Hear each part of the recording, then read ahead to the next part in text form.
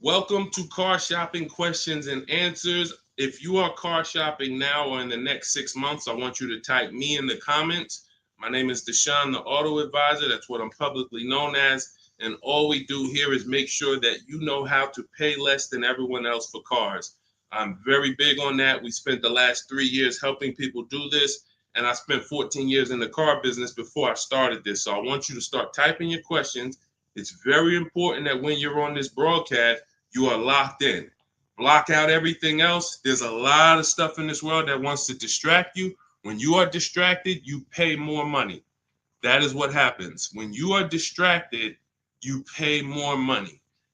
The people who get the savings, the people who know how to pay hundreds, thousands less than everyone else are locked in. So if you're locked in, I want you to type the lock emoji, or I want you to just type locked in, and we're going to get this show on the road.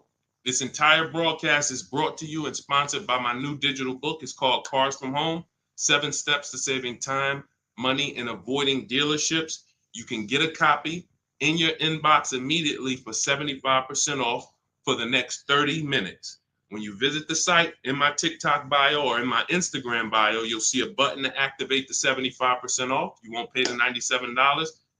In YouTube, you guys will see a comment posted for you guys. I have a link pinned for you.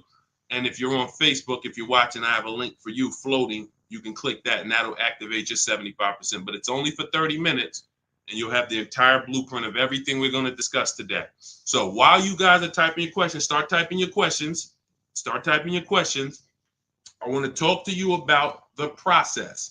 Thank you, Kelly. Good to see you. The process that we use to get below market leases, new cars, and used cars.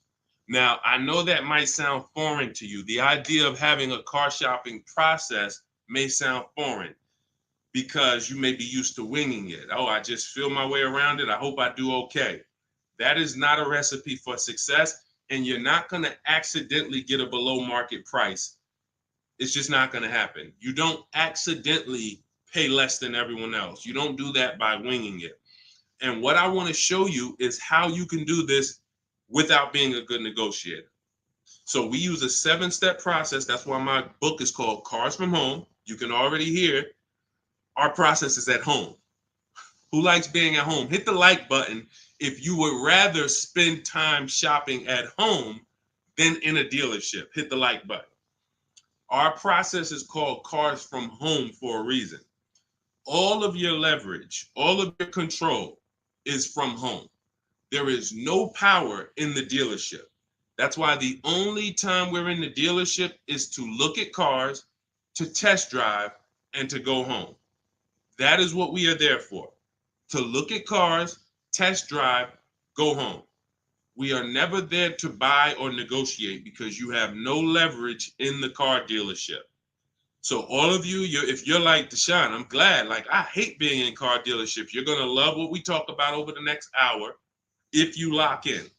If you lock in. Again, if you're locked in, I want you to type the lock emoji, or I want you to type locked in, because I only want to talk to the people. I'm only talking to you. There's tons of people that's going to come through this broadcast. They know they're buying cars this week, this month, next month. They just going to wing their way through it, and they can't lock in. And I pray that we can get them to lock in so that they can see. Because listen, watch this. What y'all going to see me sharing throughout this whole show is really the people who've been locked in before you guys. Look, people like Adina. She just graduated, got her 2024 Hyundai Elantra. She decided the lease was the best way to go for her. She's paying $365 a month, no money out of pocket. $365 a month. I know people right now. In fact, this reminds me when I was young, when I had my first, I got a Pontiac G6 lease. It was $256 a month. A friend of mine bought a car just like this, a Toyota Corolla. They were paying $500 a month. So you talk about 365, 500 and change. These are major. And now to buy a Toyota Corolla will probably be more like close to the $600 a month to buy a new one. So we're going to talk a lot about our structure here. So let's get into it. Dolan, I see we getting questions, but let me, as we get the questions, let me, matter of fact, let's go. We'll start with the questions. No, bring it up. Because as quick as people type questions, I'll get to them. So this one's from TikTok. I practice what you preach. lease and get the lowest payment and under warranty, it's great. I stay there all day at the dealership until I get my price. See, now that's the only part. I love the first part of what you said. The second part, we don't do. And I'm going to tell you why. You don't know what the bottom is. Every dealership's bottom is different. And what they want you to do is they want you to think, again, if this is your first time on a live with me, I want you to type the number 1. Type the number 1 if this is your first time ever on a live stream with me, with us, first time. You may not be familiar with what we teach here. So let's get this out of the way. I don't spend time in car dealerships, and I teach people not to. I'm going to tell you why. Welcome, Kellyanne. Okay, welcome. You came in giving gifts, and I appreciate you. So check this out. Here's why you never want to be in a car dealership negotiating. You don't know what the bottom is. Every dealership's bottom is different. I know they may have told you every Nissan dealer is the same. It's like the Apple store. So just go to whichever one's closest. That's not true. Every dealership is independently owned and operated. They're an independent franchise and they're competing. That is what dealerships do. So here's the dangerous part. Here's the dangerous part about negotiating with one dealer. So you take somebody who, what do y'all think is a good, let's just say, right? Example. Let's take a car that is $40,000 car. What do you think a good discount would be on that? What do you think a discount where you'd be like, okay, I think that feels right. Let's throw out some numbers. I told you, stay by your keyboard, y'all. Let's go. Let me talk to people that's locked in. You're looking at a $40,000 car. What do you think a good discount is on that? Good discount. Just throw a number out there. Some people don't know. 35, okay. $5,000 off. Okay. We'll get to you, Theo. I see you.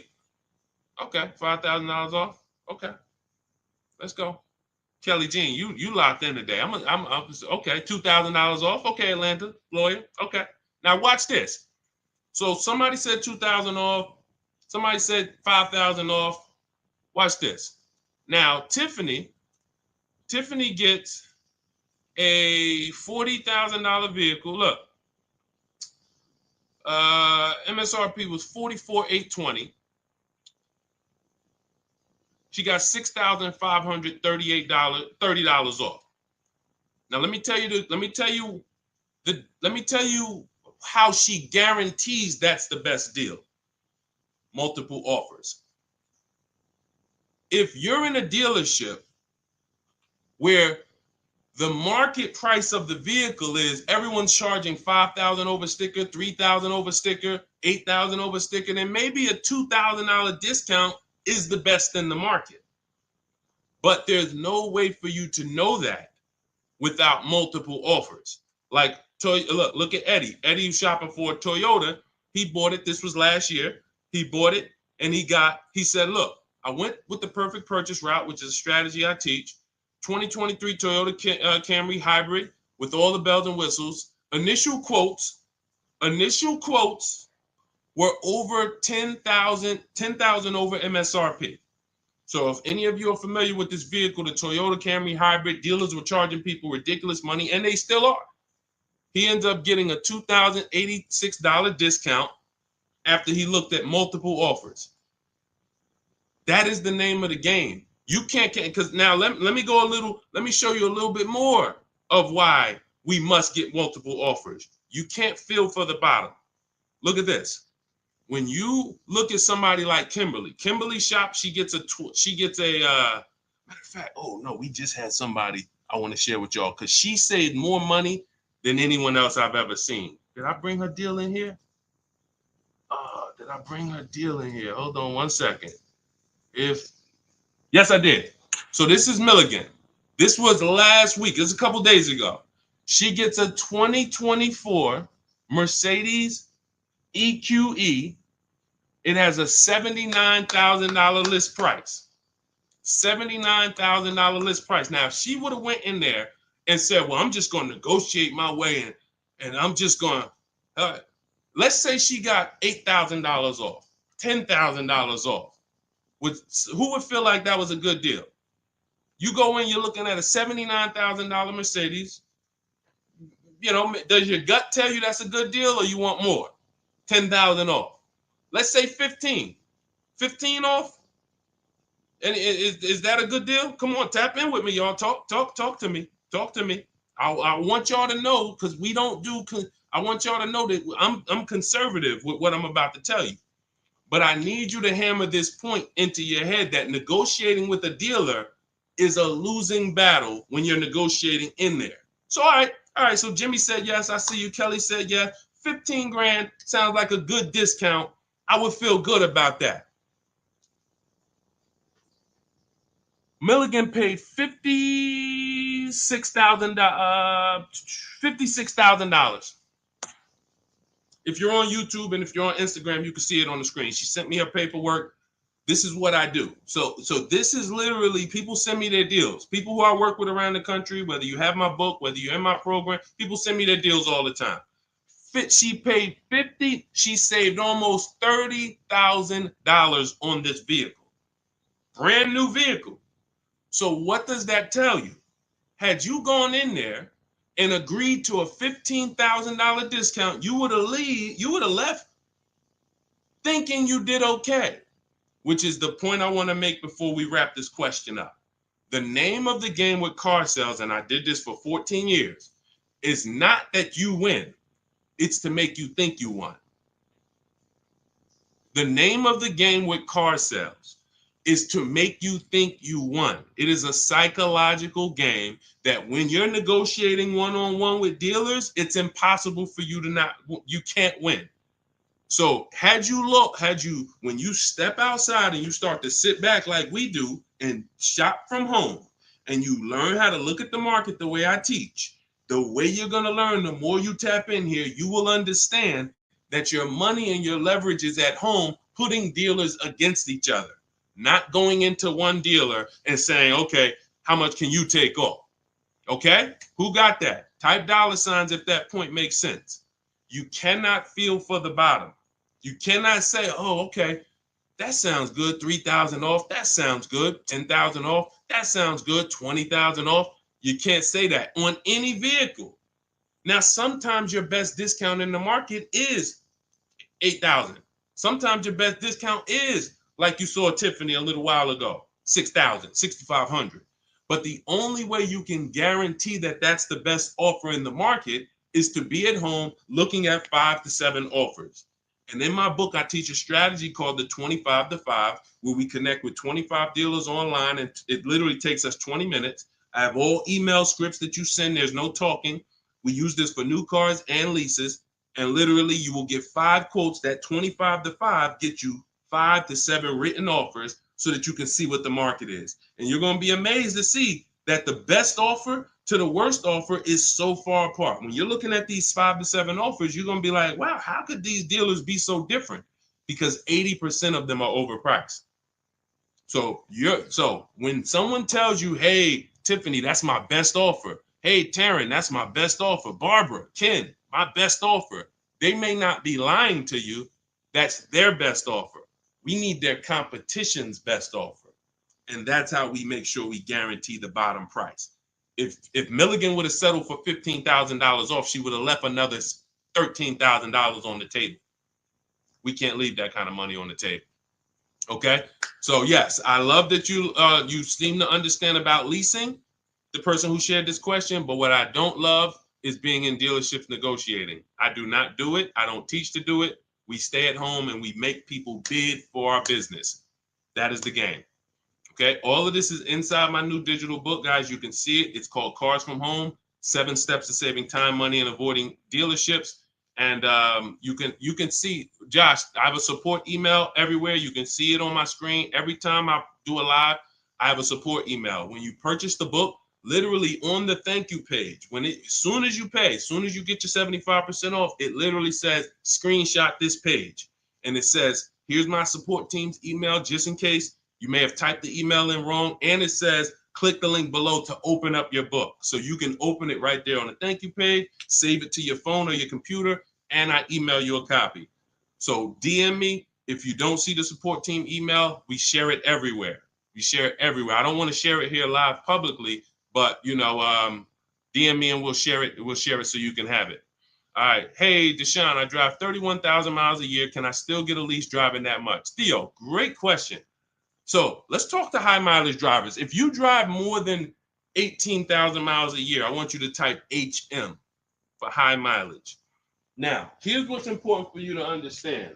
And what I love about the way you ask this question, Theo, is you're asking to understand.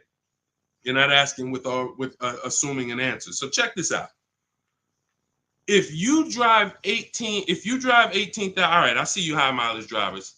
If you drive 18, I see you Toussaint. You have to think about something other people don't. This is how vehicles normally lose value. This is what I call the unseen expense. You must understand this. This is what I call car buying 101, depreciation. So the people who don't understand leasing or who tell you not to lease, they don't understand depreciation. They say things like, well, I don't like to lease because I want to drive as much as I want to drive. Here's the thing. You pay for your usage whether you buy or lease. Give you an example. Let's say you buy a vehicle today for $40,000. What's that vehicle worth in 1 year, everybody? Let me ask you. Throw a number out. You buy a vehicle today for $40,000. What is it worth in 1 year?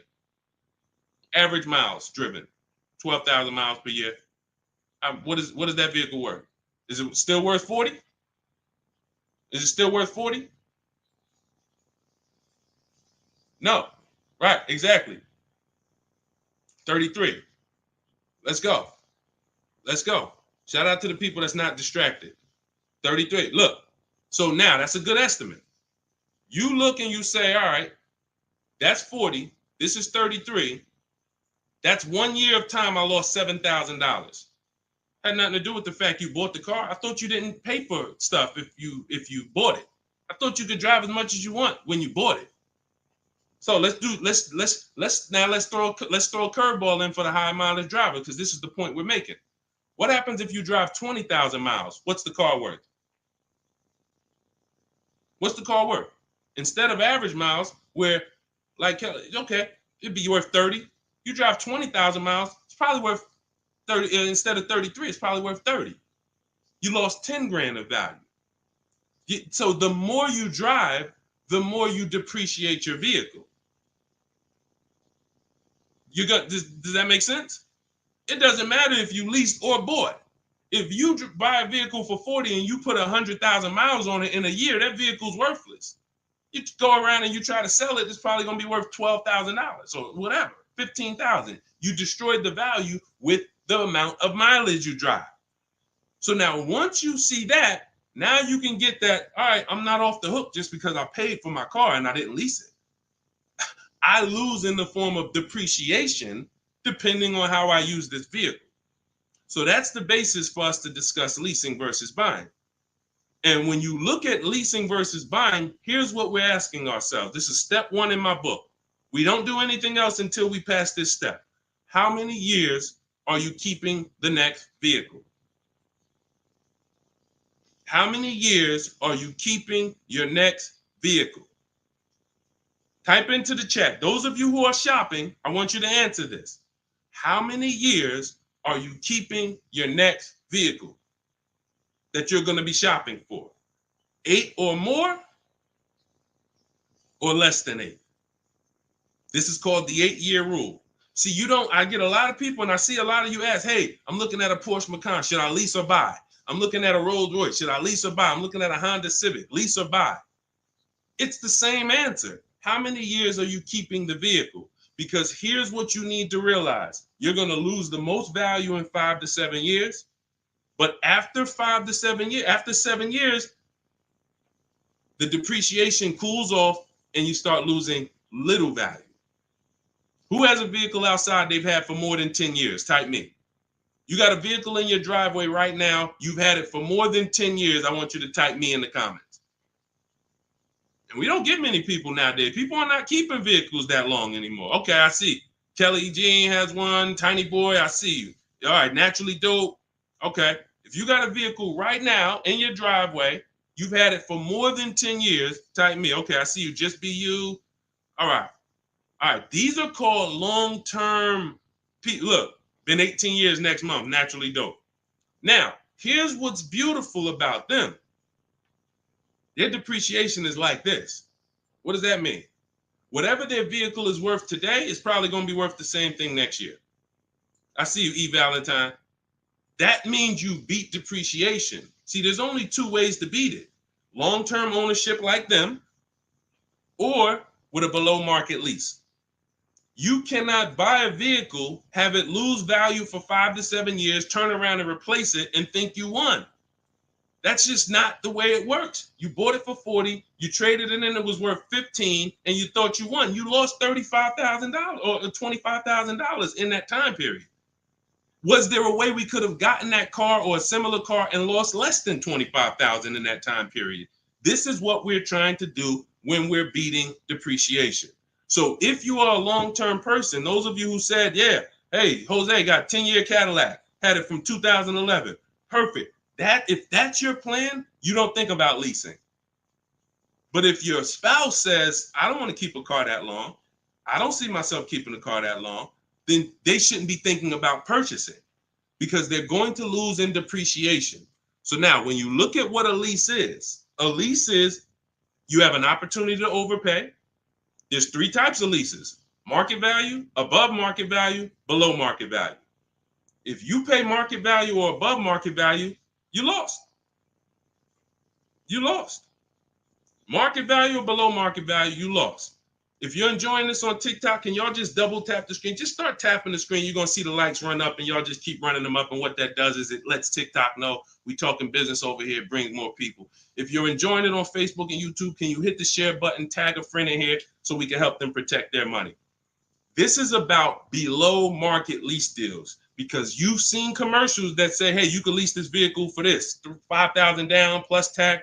Those are above market lease values or market value. When you see lease deals that look like this, and this is why I show you people who came before you. Danielle, $44,000 Audi, 2024, no money down, $550 a month. No money down, $44,000 Audi. You guys know, some of you know, every $5,000 on a loan is about $100 per month. So to buy that $44,000 Audi with no money down, we always shop our deals with no money down. And once you embrace what I'm telling you, you'll be shopping with no money down only.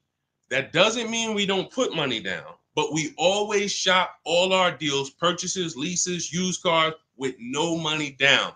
Because when you start putting money down, it confuses you. Unless you're really, really good at math. If you're really great at math, then it won't.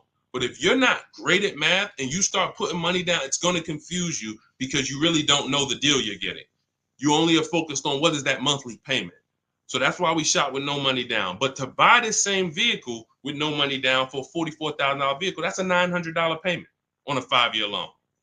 That's a $900 payment, $800 payment on a 6-year loan. She's paying $550 below market lease.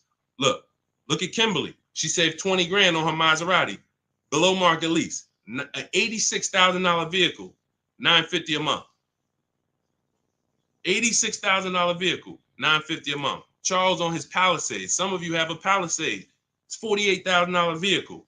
48, almost $50,000 vehicle. That's $1,000 a month to buy. All day long, 5-year loan. And some of you, if you're like Deshone, well, I got a $50,000 vehicle and it wasn't $1,000. That means you took a long loan. So we don't do that here. We don't take 8-year loans. We just don't do it. It's the same reason we don't take 40-year mortgages. We have boundaries here that tell us this is too expensive for us. So anyone can get you in a car. You could go buy a Bentley.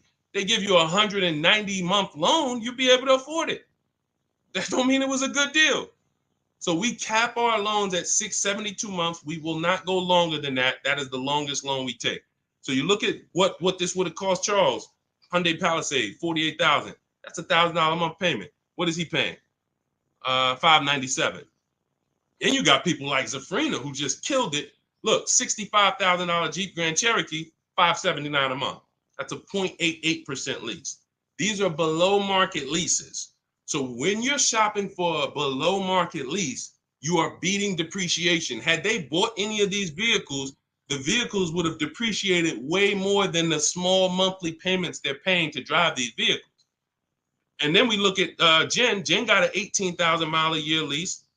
She bumped hers up to 18,000. Started out at 512 on her Honda CRV.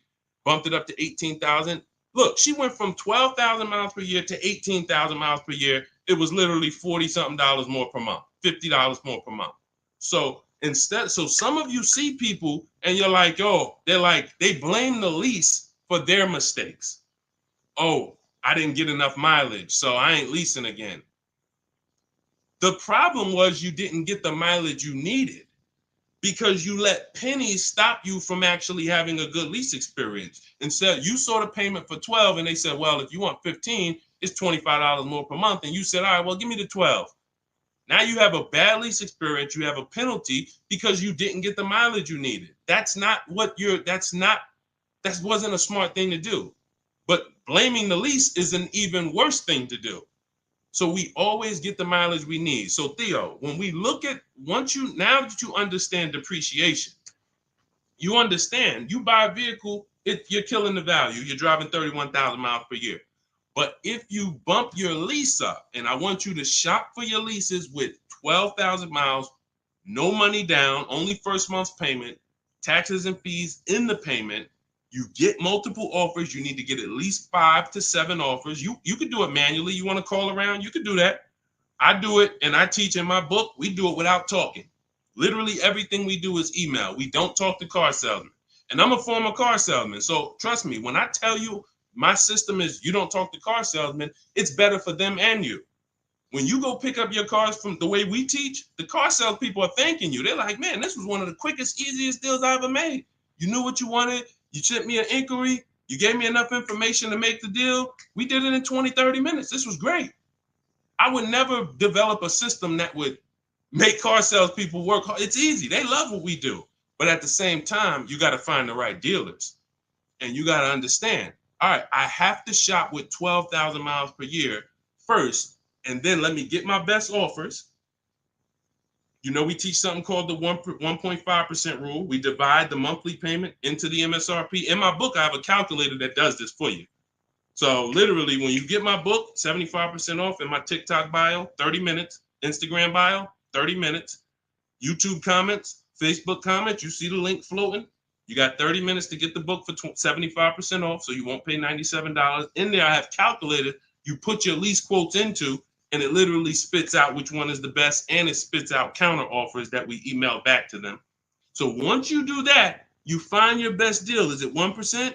Is it less than 1% like Zafrina's? Is it 1.2, 1. As long as it's under 1.5, out of all your offers, you need to have 5 to 7 offers. If it's under 1.5, now you got good value.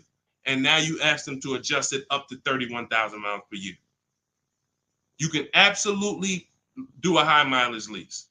And you are going to spend less if you're a short-term driver.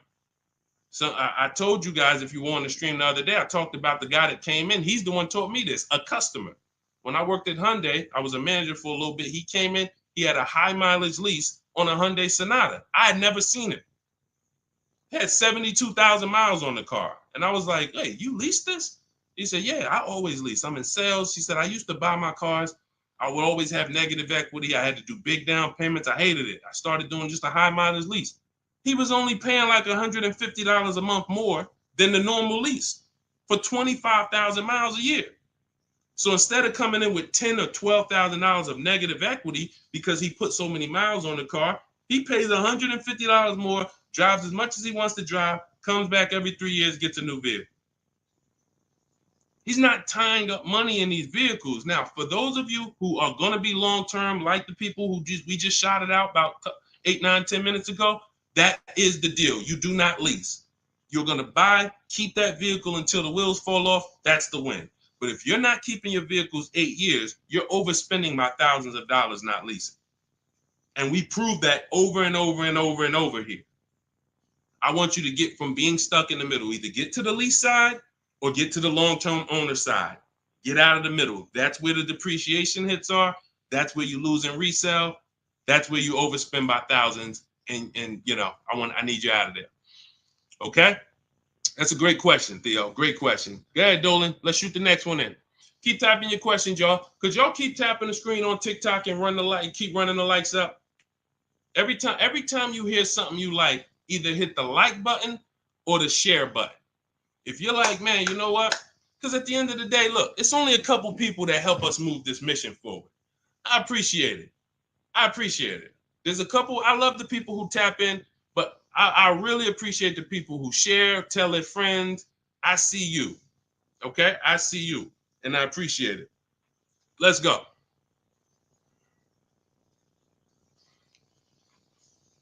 Okay, this one's from Instagram. If you negotiate with the manager, can you save because you're cutting out the sales guy? No. When you negotiate with a manager, I'm just trying. If I didn't have my way of doing it totally online by email, then I would be calling sales managers, and I'd only be dealing with sales managers. I'd be talking to at least 5. I'd be talking to as many sales managers as necessary to get 5 offers. And this is only for new cars and leases. The process for used cars is entirely different. We haven't had a question about that yet, so I'm not going to go into detail with it. But the process for shopping for used cars is totally different because that's based on marketplaces.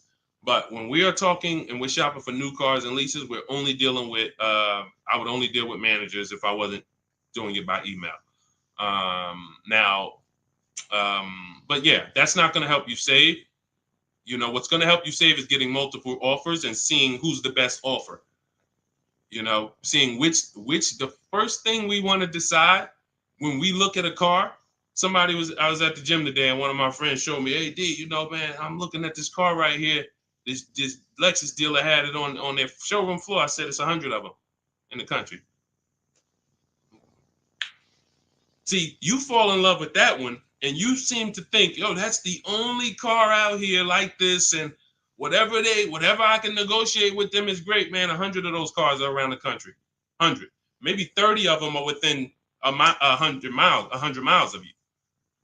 My mission and your mission is to find which dealer is going to sell that car for the lowest price. That's the mission. It's very simple, and it's very simple when you're doing it from home. Very simple. We don't negotiate with one car. They're cookie cutter. I don't care if you're looking at the rarest Bentley. There's still a couple of them in the country. Because the more, when a dealer can make you think we're the only ones with this car, they can charge you what they want to charge you. And you're going to say things that are going to be like, charge me more. What does that mean? Oh, man, I ain't seen this one before. Okay, ching, cash register. You say stuff, See, I'm a former car salesman, and thank God he's put me here to do good in this world. And he's given me a heart to help people, and I just never had the heart to take advantage of people. I know the business like the back of my hand. I've been a manager at Ray Katina. We had to run our own deals. Most car salespeople have no idea what I'm talking about. Me and my friend, we were just talking about this because the places we worked at, we had a different standard. We had to know the numbers. We ran the program. Ray Katina didn't have finance managers. A car salesman who just runs back and forth, no disrespect, but you don't know what we're talking about here. You say, all right, get the customer, go get the numbers. Get the customers, go get the numbers. You won't get that. But at the end of the day, that is like this. When I tell you that when you start putting dealers against each other, it's the only way for you to prove to yourself what I'm telling you is true. I can show you people all day long. I can show you Jen. I can show you Rosalie. I can show you these people ain't me. These people wasn't in the car business for 14 years. Ansley, look, got his car in 2 days. Look, he said, I started the process Saturday, made the deal Monday. Got him a 2024 QX60 Lux, $58,000 vehicle, $554 a month at home. At home. He wasn't in the dealership for 12 hours to get this ridiculous price. I can show you this all day long, but until you see that the name of the game is putting dealers against each other, and when you see how much you're going to save, you'll never go back to the old way. You'll never go back to the old way that you were programmed to shop. You weren't taught to shop that way. You were programmed to shop that way. Nobody taught you to shop like that. It just was like, oh, I guess I'm going to go get a car. Let me go into the dealership. No one told you to do that. It's an indoctrination process. So you got to get the mindset first. Biggest thing. That's why that's why there's a couple things that I do to let you know it's mindset first. Without the mindset, you can't get what we're talking about. Unlearn, relearn. That means you got to unlearn what you were taught. You got to unlearn what you do. If it's not working, unlearn it. You can't relearn it until you dump the old stuff. Cars from home. That's the mindset. That's the mindset. Anytime you're spending more than a couple minutes in the dealership, you got to ask yourself, I'm definitely not doing cars from home. This doesn't feel like cars from home. If you're home more, then you should be feeling like, okay, this is cars from home.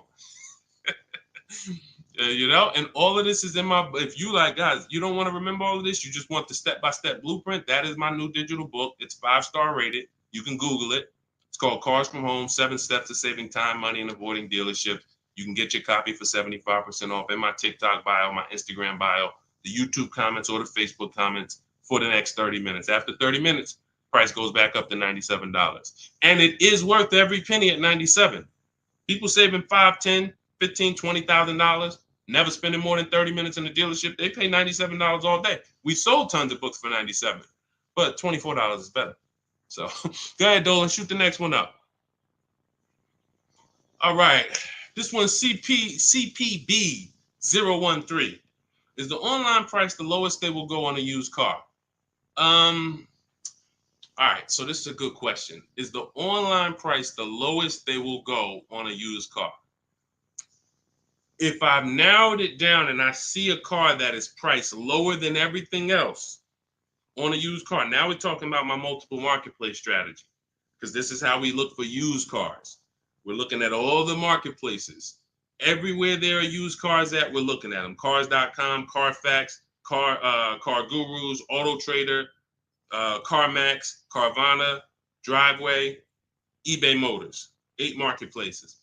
We open these up, we start our accounts. Once we narrow it down based on title, service records, accident history.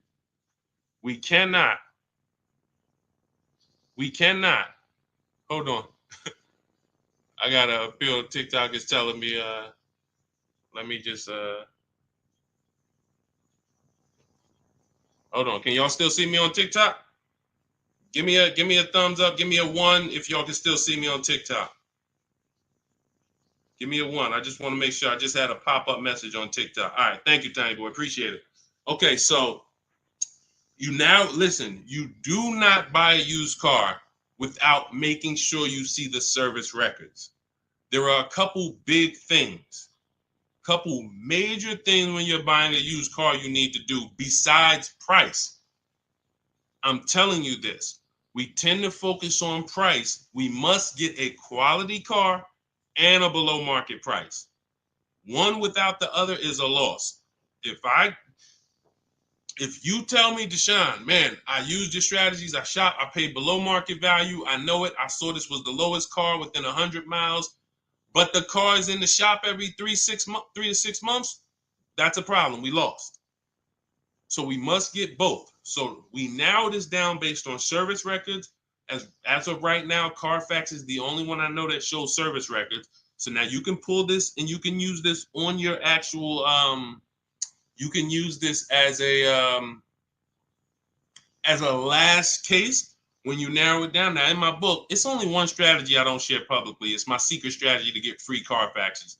I share everything else, but that's my secret sauce. So that's in my book. I'm not going to do that here. And I'm going to tell you why. One Carfax covers the price of the book. So, those of you who want my secret strategy on getting free Carfaxes, that's in my book. But once we get the Carfax, we can see the service records. If the service records aren't consistent, do not buy the car. That's my recommendation. I don't care how good it looks. I don't care if he tells you, hey, I used to change the oil. I changed it myself. Without proper service records, the engine could go before it was supposed to go. The transmission could go before it was supposed to go. Like, this is literally the worst thing you can do. And you don't want that. Okay, let that be a deal breaker. No service records, deal breaker. So another thing you do is you type the vehicle into Google. If you're looking at a 2017 Kia Optima, what you do is you type in 2017 Kia Optima reliability. Skim the articles. Just skim the first page. It don't take you 5 minutes. Look for any red flags. Owners report electric issues. This vehicle has less than average reliability. Once you skim that and you see you're either going to eliminate that vehicle or it's going to pass, after you do that, I want you to type in 2017 Kia Optima longevity. Now you're going to see websites that look at engines and transmissions and what owners say in the long term. And it'll say these vehicles may last 200 to 300,000 miles. This is how you get quality. Again, you cannot get a great price and then not a quality vehicle. It's a loss. We got tons of people, you may have had that issue. You felt like you were doing good, and then all of a sudden your car's having problems. Whatever price you paid for it doesn't matter. The car's having problems. So this is how we prevent that to the best of our ability. So you type in longevity, you may see owners report transmission issues at 80, 90,000 miles. If you're looking at a vehicle with 70,000 miles, isn't that important? Type dollar sign if you understand. If you're looking at a used car and it has 60,000 miles, you do that quick search I just said, and it says owners report transmission issues at 80, 90,000 miles. Wouldn't you want to know that? Quick search. This is 10 minutes to say this is free. Free things that take no time, that save you thousands of dollars and headaches and money and all of this. So now, once that's happening, we look at the prices. Now we look and say, all right, is this the lowest price on the market? All right. Are they going to charge any fees? This is what we need to know, CPB. Because some people will put a price online. Who's experienced that? Who's had a dealer that they saw a price online, they went in, and then it was a different price? Type me if you've had that happen to you. You saw a price online, you said, okay, price looks good. You go in, all of a sudden it's okay, but this and this, and then we got this, and then we got this, and next thing you know, you're $8,000 more than the price online. Happens all the time. How do we prevent that? We call before we go. We must verify fees before we go. So when I look at a price online, CPV, you got to understand something. There's two types of dealers. There's dealers who list used cars and they have no intention to sell the car at that price. They're going to bump the price up when you get there, and they hope you don't call. Because if you call, then they know you won't come. And in my book, I teach you how to call. We don't waste our time. We don't let anyone waste our time. While we're in a dealership that's wasting our time, the real best price car is selling to someone else. If you narrow it down to 3 cars and then you go see one and it's like, okay, Dad, you wasted my time. Now you come back and the other 2 that was really the best price, those are gone. Because the best price cars don't last long. So we can't afford to let anyone waste our time.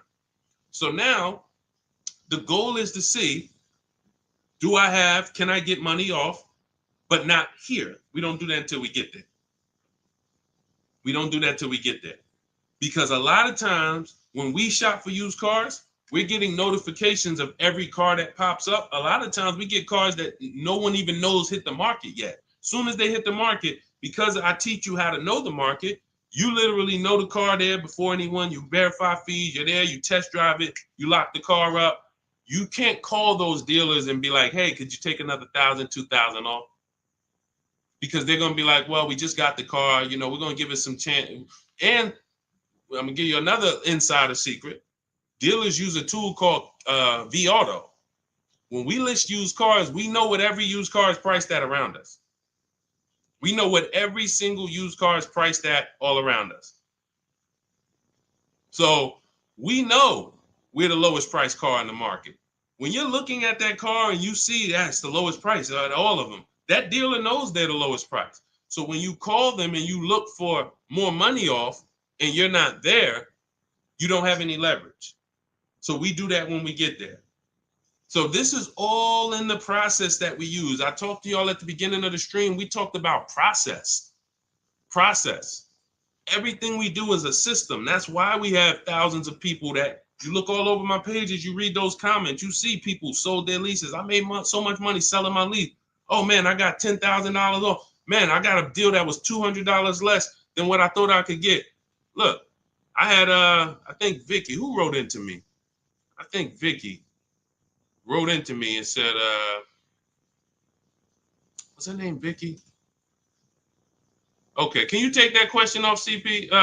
Dolan, so I can see this. Okay, yeah, it was Vicky. She said, "Hey, Deshone, thanks to your book and the methods, I was able to get my new lease for a 2024 Volkswagen Atlas for $175 less a month than my first quotes. I did it all online except for picking up the car. I put no money down other than first month's payment and DMV. I saved over $6,000 over the life of my lease listening to your tips, using my scripts. My negotiating scripts, you don't talk, you're typing, you're copying and pasting. So if you have it, if you can't copy and paste, this ain't for you. If you're not good with a computer, you can't visit websites and copy and paste. This isn't for you. But that is the name of the game. That is the name of the game. Like, it is all about having a process, not winging it. This is a 5 and 6 figure transaction. You wouldn't wing a home purchase. I don't care if you found the least expensive shack in the country. You found a shack that was $40,000. And you're like, man, I want to buy that shack. You wouldn't wing that process, right? You wouldn't be like, oh, you know what? I can handle it. Forget the attorney. I don't need a realtor. I don't need none of that. I'm just going to go and, no title company. No, there's a process. Doesn't matter. Even the least expensive house. So if you treat car buying here like you treat home buying, if you treat car buying like you're buying a small house instead of a big TV, that's how people treat buying cars. Then people come in, hey, honey, look outside. You bought a car? Hey, I went down. I told you, I told you I was just going to get milk, but I stopped by the dealership. I knew you was out for a couple hours. What happened? Like, how'd you buy a car? Well, I stopped by the dealership. I saw this thing and I just had to make it. You made a $30,000 transaction in minutes. It's like it's a big TV, like you bought a 90-inch TV home. Look, honey, but I got a car, something that costs $50,000. I did it in a couple hours. This is why we're losing. And so part of what I got to do, y'all, I got to tell you the bad news. I got to tell you the bad news so that you can get to these prices. You're not going to get to these prices unless you realize that everything they taught you to do was for them to make more money. Once that clicks, you come over to our side and you join our side, and we'll just, you'll be winning for forever. New cars, used cars, leases, high mileage drivers, don't matter. We do it all. All right, go ahead, Dolan. All right. I'm in 3/6 years in my finance car. Okay, it looks like you're about halfway in, and would do anything to pay less than $660 a month. How do you feel about refinancing? Okay, so there's a right way to refinance and there's a wrong way. Refinancing should be you qualify for a better rate now, but you don't want to stretch the loan out. And I'm going to tell you why. Most of the people who want to loan you money, they want you to take it longer. I make more money lending you $40,000 for 8 years than I do for 3 years. So the longer you take the loan, the more I'm pretty much guaranteed to be all right. If you pay for 2-3 years, a lot of that is going to interest. So by the time you get to halfway through, you still owe a good amount on that vehicle. So most people, when they refinance, they call and they're like, okay, well, what's the lowest payment I could refinance into? And then they'll stretch the loan out. And that ends up, like, let's say if you paid 3 years already. Now you go in and you say, all right, well, what can I refinance to? They say, well, we could get you the $375 a month. We give you a new 6-year loan. And now people be like, oh, well, I like that better. But you already paid for 3. What's 3 plus 6? 9 years. No one's taking, there's no smart person on here that would sign a 9-year loan. But that's the problem. So here's what I would do. You're already, all right. Another thing about refinancing, it's for people who want to keep their cars. We said this earlier. The people who are keeping their cars want to actually pay them off and keep them until they, forever. or at least until they know that the depreciation is over. And that's really not even that, because once the depreciation, once you get here, you buy your car here, by the time it gets here, you paid it off. Now you don't want to get rid of it, because now this is where you've reached what I call the reward stage. This is where it's like, man, my car is not really losing that much value. Now let me keep this thing and really get my money out of it. You don't want to flip the car as soon as the depreciation has really settled. You don't. So if you're planning to keep that car and keep it 8, 9, 10 years, then you refinance, and then you say, all right, I'm just going to make sure I got the best loan. But I would recommend you refinance and pay the highest payment you can to pay off the car quicker, not stretching the loan out. It's just you're paying more. It may seem like, okay, yeah, I'm paying less, but you're paying more. You've already paid for 3 years. They stretch you out another 5 years. That's an 8-year loan. You paid on the car for 8 years now. So what I would look at is, if you're not a long-term person, if you're not keeping your cars 8 years, you should be flipping out of that car into a lease. You should literally we have a process we call the equity assessment. Some of you know there's a word we don't use here. It starts with a T. Who knows? Because I know we got some new people on here. If this is your first time, you wouldn't know this. But there's a couple people that tap in with us regularly. They locked in. They becoming below market masters. A lot of them have my book already. So there's a word we don't use. It starts with a T. See if we got anybody on here that know. Thank you, Terry. Trade. Yes. Thank you. Way to go. I love the people who are locked in. I'm always going to listen. I'm always going to give y'all extra attention, because y'all are the ones. It's a lot of distractions out here in this world. A lot of people want you reading news articles and all of that. While you doing all of that, people charging you more money for everything. Stuff you didn't have to pay overpriced for this car. But because you didn't tap in and lock in, now you just went and did it over. So yes, we don't trade. So what you would do is you would do an equity assessment. We go to cash buyers. We use 6 buyers right now online. CarMax, Carvana, Driveway, KBB Instant Cash Offer, and AutoNation and Car Gurus. That's 6 cash buyers. They compete hard. 3 of them link you to a local dealership for a cash offer. 3 of them are online car buyers for cash offers. And these are people I've helped hundreds of people sell cars to these people. I've sold my car, my mother's car. We both sold our leases, and I ain't gonna tell you what I made when I sold my leases, because that's when the market was high and every car was worth $7,000 to $12,000 more than it's worth today. You know, I'm so glad we look back and we helped a lot of people cash out and benefit from that market. That's no longer here. That's over. But there was a 3-year run where we were selling leases and making literally 5 figures. It's amazing. But anyway, the point is, you want to do an equity assessment. You want to let these cash buyers bid for your asset and see what's the most you could pay. You're not going to get money. You're not going to get these numbers on trade. So once you do that, you see how much you can pay. Now, we were switching to a lease. You get a below market lease on something, you drop your payment very simply. Very simply. You going into another finance though, it's going to be difficult for you to do that. It's going to be difficult for you to do that. Let me see the woman I had who went. She just did this. She literally just did what I just laid out for you. And let's see, what was her name? Melissa. Was it Melissa? Yep. So Melissa said, you see this a couple days ago, she said, I took possession of a 2025 Honda Pilot EXL. She realized, you know, she wasn't a long-term person. She's not keeping her cars 8 years. She's losing on depreciation. Once she learned that, she said, Deshone, I'm following the strategies. I'm flipping into a lease and I'm going into, leasing like a boss. She ends up leasing.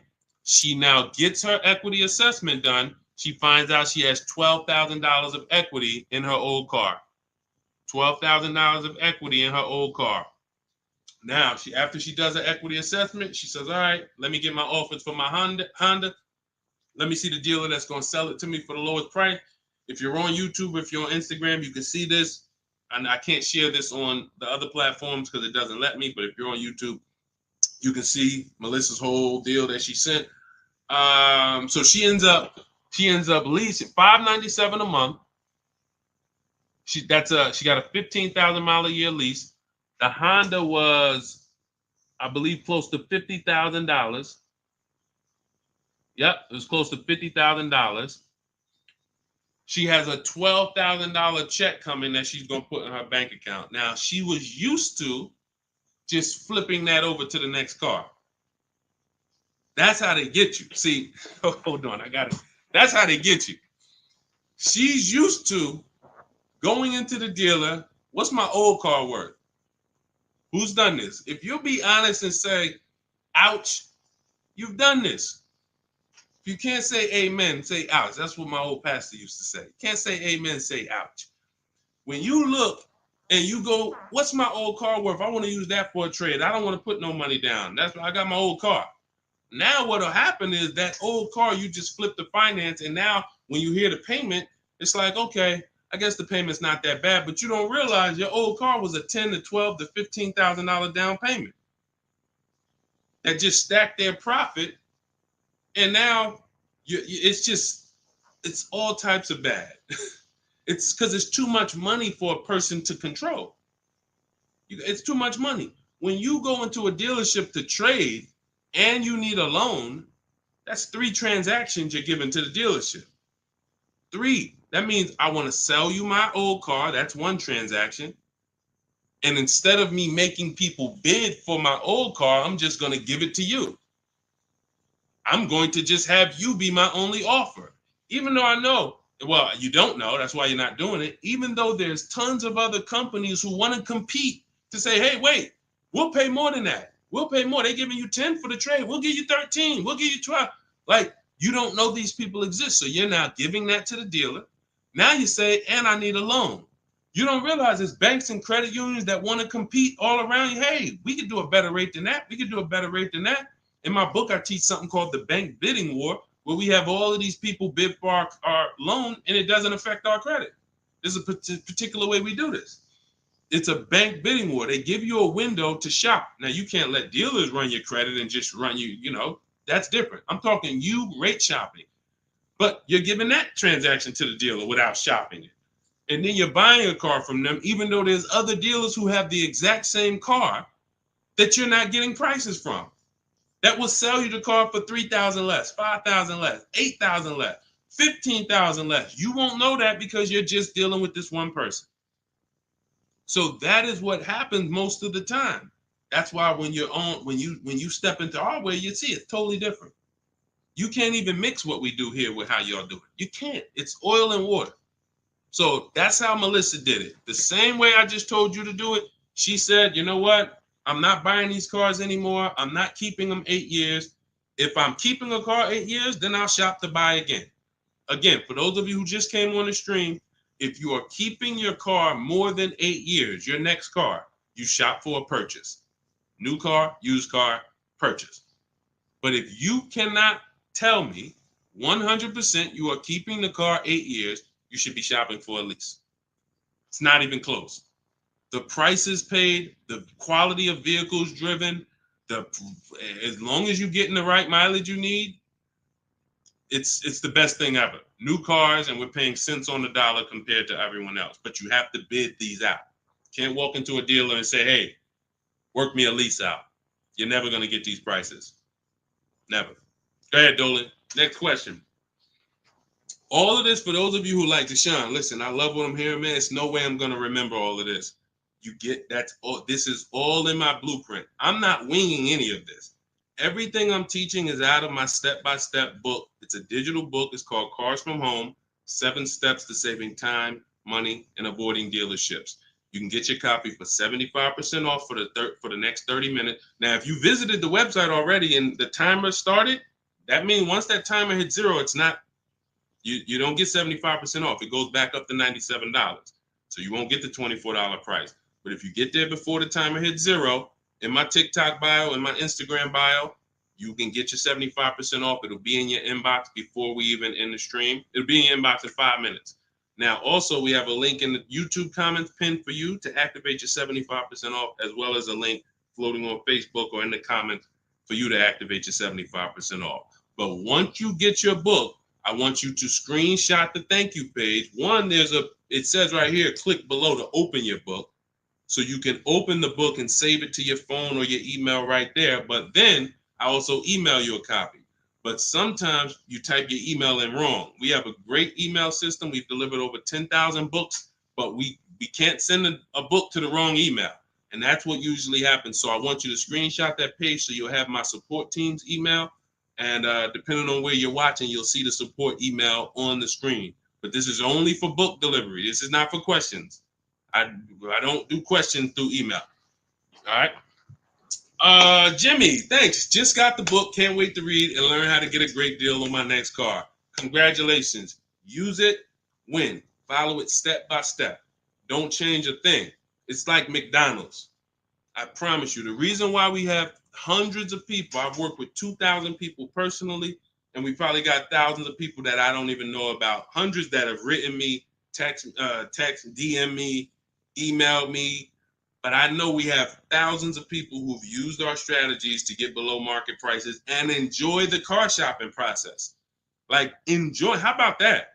How about, yeah, great to pay below market prices, great to save thousands of dollars. How about enjoying something, enjoying a process of something that you're about to spend 5 or 6 figures on?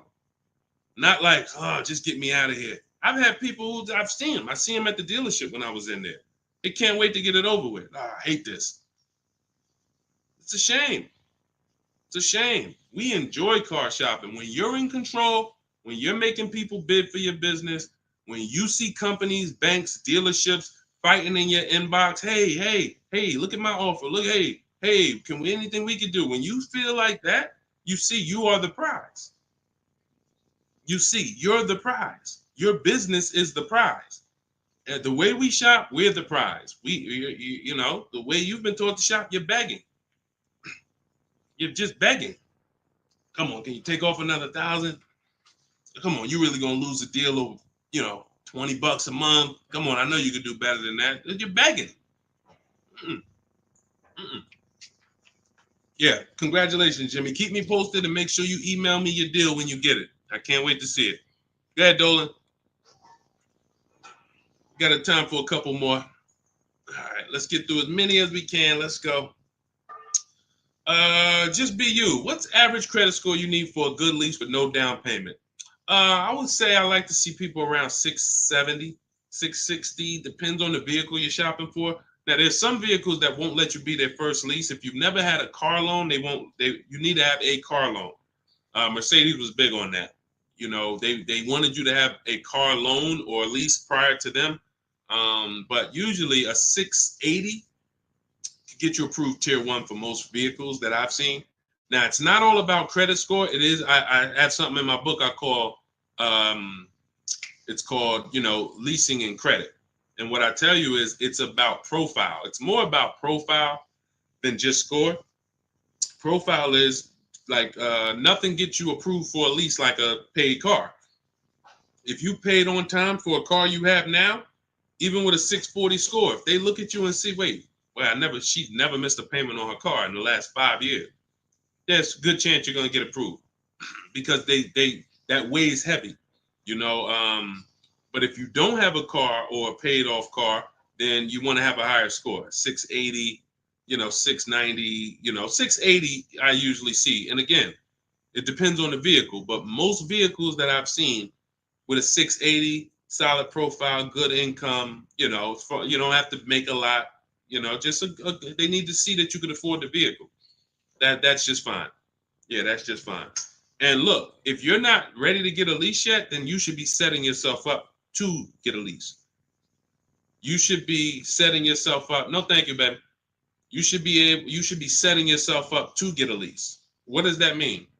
If you don't have the credit to lease right now, the last thing you want to do is go get let me tell you what people do.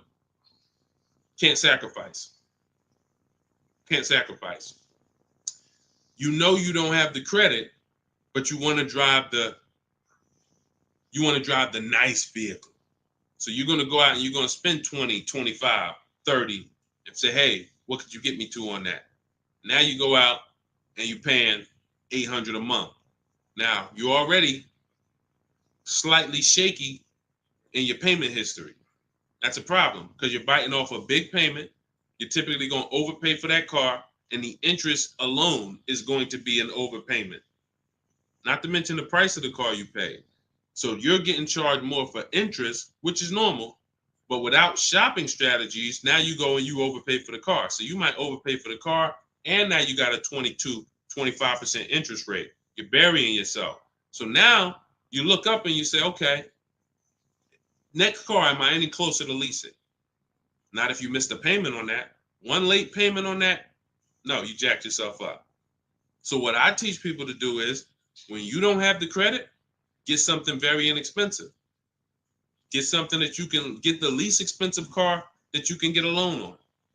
Get a car that was like a Hyundai Elantra or, Toyota Corolla, something small. That was the smallest car you could get, because the smaller car you get, that means you could get it pre-owned and it won't be that expensive. Like, all right, a Hyundai Elantra is $24,000 brand new. That means I could get, if I wanted to spend 10 grand on one, I should be able to get one that's like 7 years old, 8 years old. It's only 24,000 new. I shouldn't have to, but if I'm looking at a car that was 50,000 brand new and I want to spend 10 grand, then, I'm going to get a 10-year-old one with 100,000 miles. So we want to get the least expensive car, the smallest car, no frills car, just to have a payment history. Build that payment history, $250 a month, pay them, work on your credit. Now in 18 months, you go and you flip to a lease. 18 months, 2 years, you go and pull up in a brand new car. The people going to look and say, oh, man, I ain't realized, man, I saw you pull up in that old thing, and I was like, man, what's she doing driving that? But you ain't know, this is a plan. This is a strategy. I'm not going to go and bite off a expensive car. What I need to, I need the nicest car, knowing that my credit isn't there yet. I'm going to sacrifice now for 2 years, get a car with a low payment, make sure it's reliable. I call this a smart car. It stands for saving money at the right time. And then in 2 years, I'm flipping into a brand new lease because I worked my plan. But that's a plan. How many people I saw with bad credit driving Dodge Chargers? I look at what they paying and it's like, yo, dog, this is a horrible deal. Why'd you do this? You couldn't just sacrifice. You already make the money. You could have bought a less expensive car, fixed your credit, and in 2 years you've been driving a new Dodge Charger with, leasing it. Like these are the things that I tell people with bad credit, because it's a real financial, you need a plan. You need a plan. So good question though, just be you. All right, go ahead, Dolan. Send one more in. Let's go. Everybody getting value. If you're getting value out of the stream, type dollar signs. Type dollar signs. This is what we do over here. I see y'all running the likes up on TikTok. Shout out to everybody tapping the screen. Appreciate y'all. Queen Daphne, I was leasing for 20 years and I bought this last car. I have 76,000 miles on it in 4 years. Now I want to get a new one. See, you're a lease person. So you shouldn't, you're a lease person.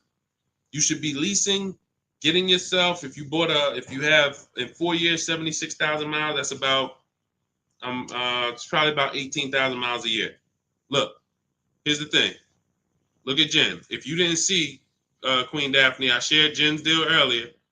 Look at Jen. She got the exact lease you need. Look, finalized my deal this evening. Honda CR-V hybrid, very popular vehicle. 39,155, 512 a month at 12K. We always shop 12K with no money down. It was a 512 a month payment. That's a 1.3% lease. 512 on a $39,000 vehicle. So now once we shop our deals for 12, that's when we adjust with the dealer who wins the bid. Whatever dealer wins the bid, now we adjust the mileage with them. We customize it with them. So she said, okay, she told the dealer she wanted 18,000 miles per year. It went from 512 to 563 a month. That's it. Literally. $50 more a month. And she's driving 18,000 miles per year. $50 more. That's what people don't do. They take the 12, $50 more a month times 36, that's $1,800. $1,800. $1,800 over a 3-year period. $50 more per month. She gets what she needs instead of a person who says, well, I really needed 18, but I got 12. So you got 6,000 less miles than you need. Multiply that by 3 years. That's 18,000 miles over you're going to go. At 25 cents per mile, you're going to be charged. 18,000 miles over at 25 cents per mile is $4,500 penalty. This is what we call penny wise, dollar foolish. Penny wise, dollar foolish. I'm going to pay $4,500 at the end to avoid paying $1,800 over 3 years. Y'all understand? You understand? It's always about getting the mileage you need. It's always less expensive to get the mileage you need because people think they can avoid that. They think, some of it is the dealer's fault and some of it is the person's fault. The dealer may lie to them and say, hey, if you go over mileage, don't care, just come back and we'll get you out of it. They're just rolling that $4,500 penalty over to the next car and burying it and stretching it out. That doesn't go away. You cannot, because you know why the dealer has no control over this? Because the dealer has nothing to do with that. It's the bank's vehicle. The bank is expecting you to bring back the vehicle with the mileage you said. So when you bring it back and it has 18,000 more miles, you owe the bank. The dealership is out of it. The day you buy the vehicle, that paperwork signed, the check gets cut, dealership gets paid, dealership's out of it. They have nothing to do with the car anymore. It's between you and the bank. That's the bank's car. That's why when you drop off a lease, you pay a disposition fee to get the money, to get that car back to the bank where it belongs. The dealer has to transport it to the bank. It's their car. So it's always, we always shop for what we need. And it's a small amount of money. So what you do, Daphne, is you do your equity assessment. We talked about it. If you missed it about 10, 15 minutes ago, you can go and watch the YouTube replay. Or if you want everything I teach step by step in my book, it's in my digital book. You can click the link in my Instagram bio or in my TikTok bio. You get 75% off, so you get the steps for $24. As long as you get there before the 30-minute timer goes to zero. But what you do is you do your equity assessment to find out the most money a company will pay you for your current car. See if you have equity or do you have negative equity.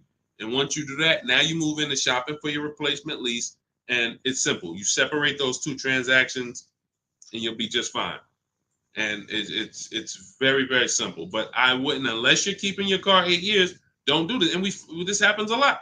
People who love leasing, enjoy leasing, and then all of a sudden you buy something and it's like, nah, you know what? I really want to get back to leasing. That happens. I did it. And I broke my own rule. And here's the thing. When you break your own rule, y'all see, because I'm about to replace this truck, because I thought I was going to keep it 8 years. This is why you have to know. When I bought this pre-owned Infiniti truck, I got a great price on it. Saved 42% off the original price.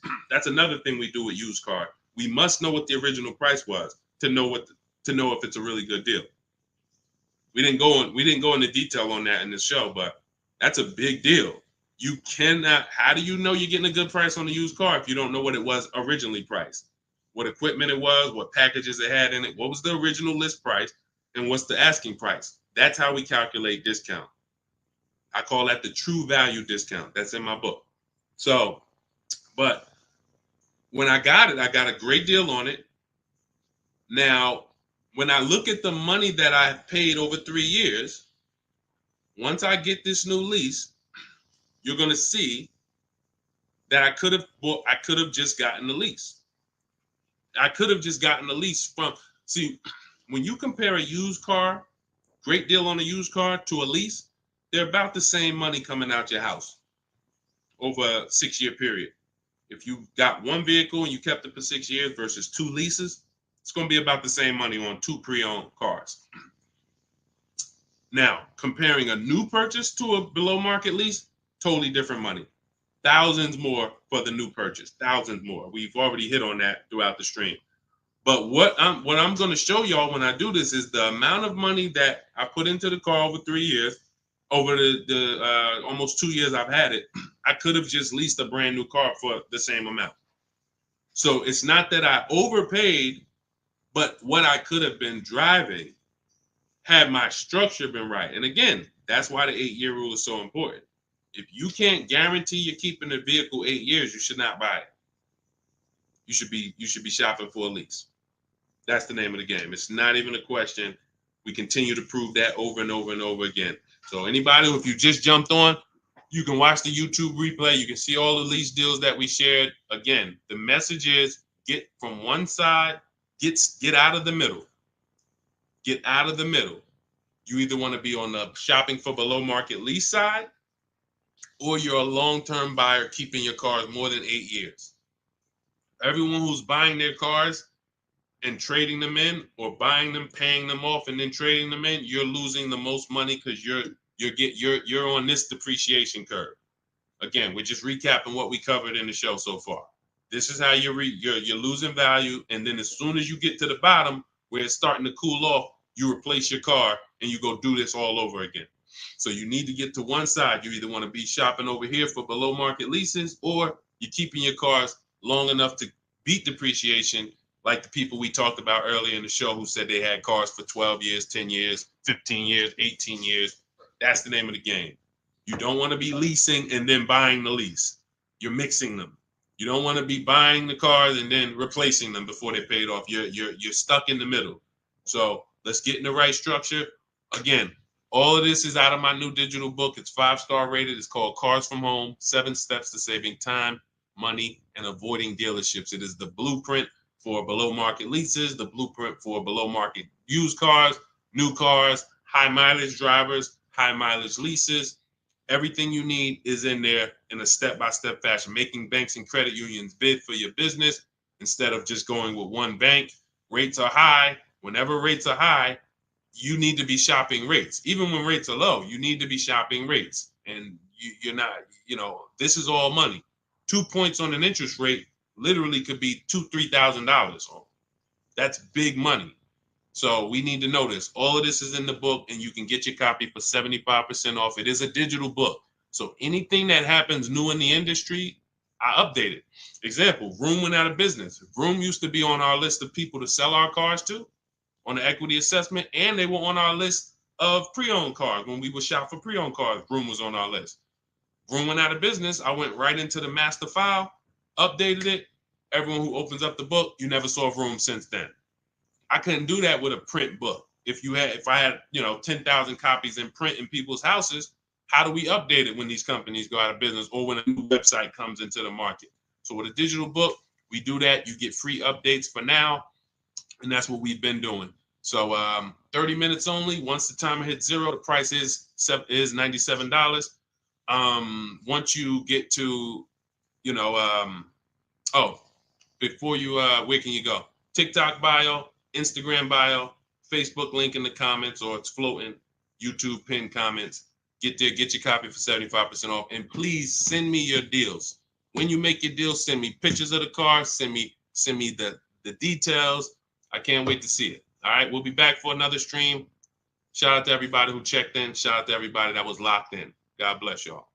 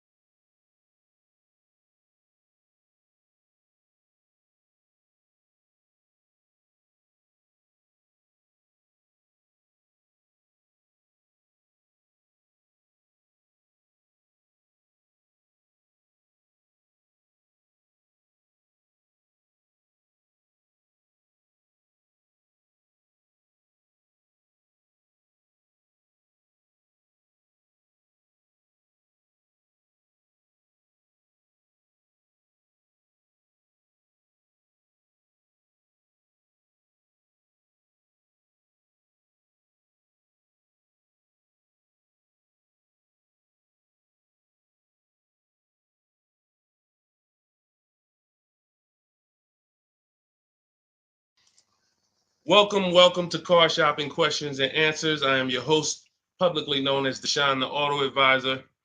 We do these shows throughout the week to make sure that you guys know how to have a process to get below market deals. There's three types of prices you can pay with any car: market value, above market value, below market value.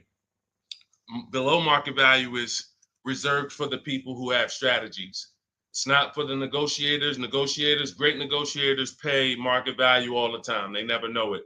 The only way to guarantee below market deals is to master the art of putting dealers against each other, looking at multiple offers. That is how you guarantee below market deals from home.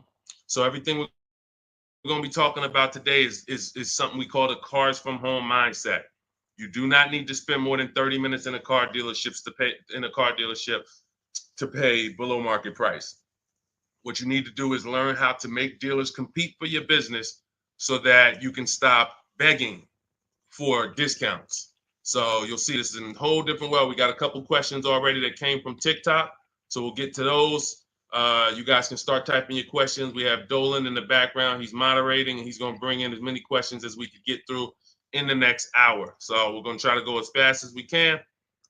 Let's get the show on the road. Everything you're about to learn is going to be out of my new digital book. It's called Cars from Home, 7 Steps to Saving Time, Money, and Avoiding Dealerships. And as part of our welcome offer, you can get a copy for 75% off. It's normally $97 and it's worth every penny. You can Google it. You can see it's 5-star rated reviews, but I want to make you a special welcome offer to get your copy at 75% off. You can get it in my TikTok bio and my Instagram bio. Just click the link and it'll activate that 75% off. And for those of you watching on Facebook, you'll see a link floating. And for those of you on YouTube, we have a link pinned in the comments for you. So, but that's only for 30 minutes. Once that countdown hits 0, the price does go back up to $97. So even if you miss it, you want to get your copy. It'll be everything we're talking about. Okay, Dolan, let's get going. You can put the first question in. This one's Angie B. How are you? So I just got pre-approved for $30,000 from Nissan. Should I ask about the interest rate and loan? Yes, you should. We don't usually, in fact, we never get pre-approved from a car dealership. Nissan is, I was at the gym earlier and somebody said, hey, I went into my Lexus dealer and, I said, you own a Lexus dealer? He said, well, what do you mean? I said, you said it was your Lexus dealer. You said, I went to my Lexus dealer. I said, that dealer is independently owned and it's for profit. It's not for you. These people are not your friends. He said, no, you're right. He said, they are nice though. I said, well, you make more money when you smile while you're taking someone's money. So there's people who make tons of money, they never smile. But if you smile, you'll make even more money. The point is to understand that someone who has an interest in making money on you should never be your only offer. Never. Because you don't know how much they've built in for themselves. So when you get this pre-approval offer, the best thing for you to do is to, all right, there's some smart people on here that know this. They know this particular part. You separate your car purchase from your loan. You can't mix these two things. I want you to start looking at Angie. I want you to start looking at your car purchase separate from your loan. There's something I call the 3 pillars of great car deals.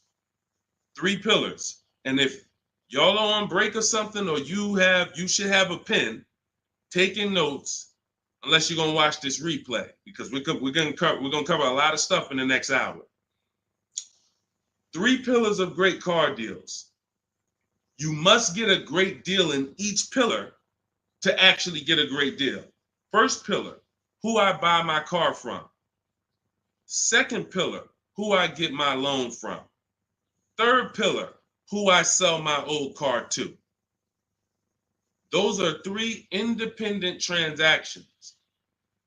So when you give a dealer your old car, because you said I'm going to trade, now you give a dealer your loan.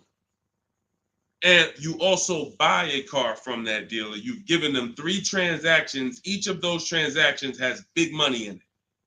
How do we know each one of those transactions have big money in it? Well, I spent 14 years in the car business, 5 years Mercedes, 5 years General Motors. That's how I know. But how you can know is to look at the fact that there are companies that only want to lend you money to buy cars, and they want to fight for your business. There's banks and credit unions out there. They don't sell cars. They sell money. They sell money. They want to compete. Please give us a chance to earn your business. You're going to start doing that. There's companies out there, Driveway, Carvana, Kelly's Blue Book Instant Cash Offer, AutoNation, CarMax, Car Gurus, 6 offers. There's companies that buy cars. They pay cash. This isn't Facebook Marketplace. The only way we used to get more money for our old cars than we could get from a dealer is we had to sell it privately. Y'all remember that? Remember that?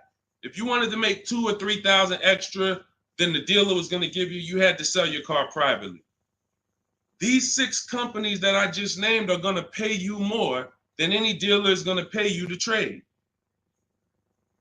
So what you got to understand,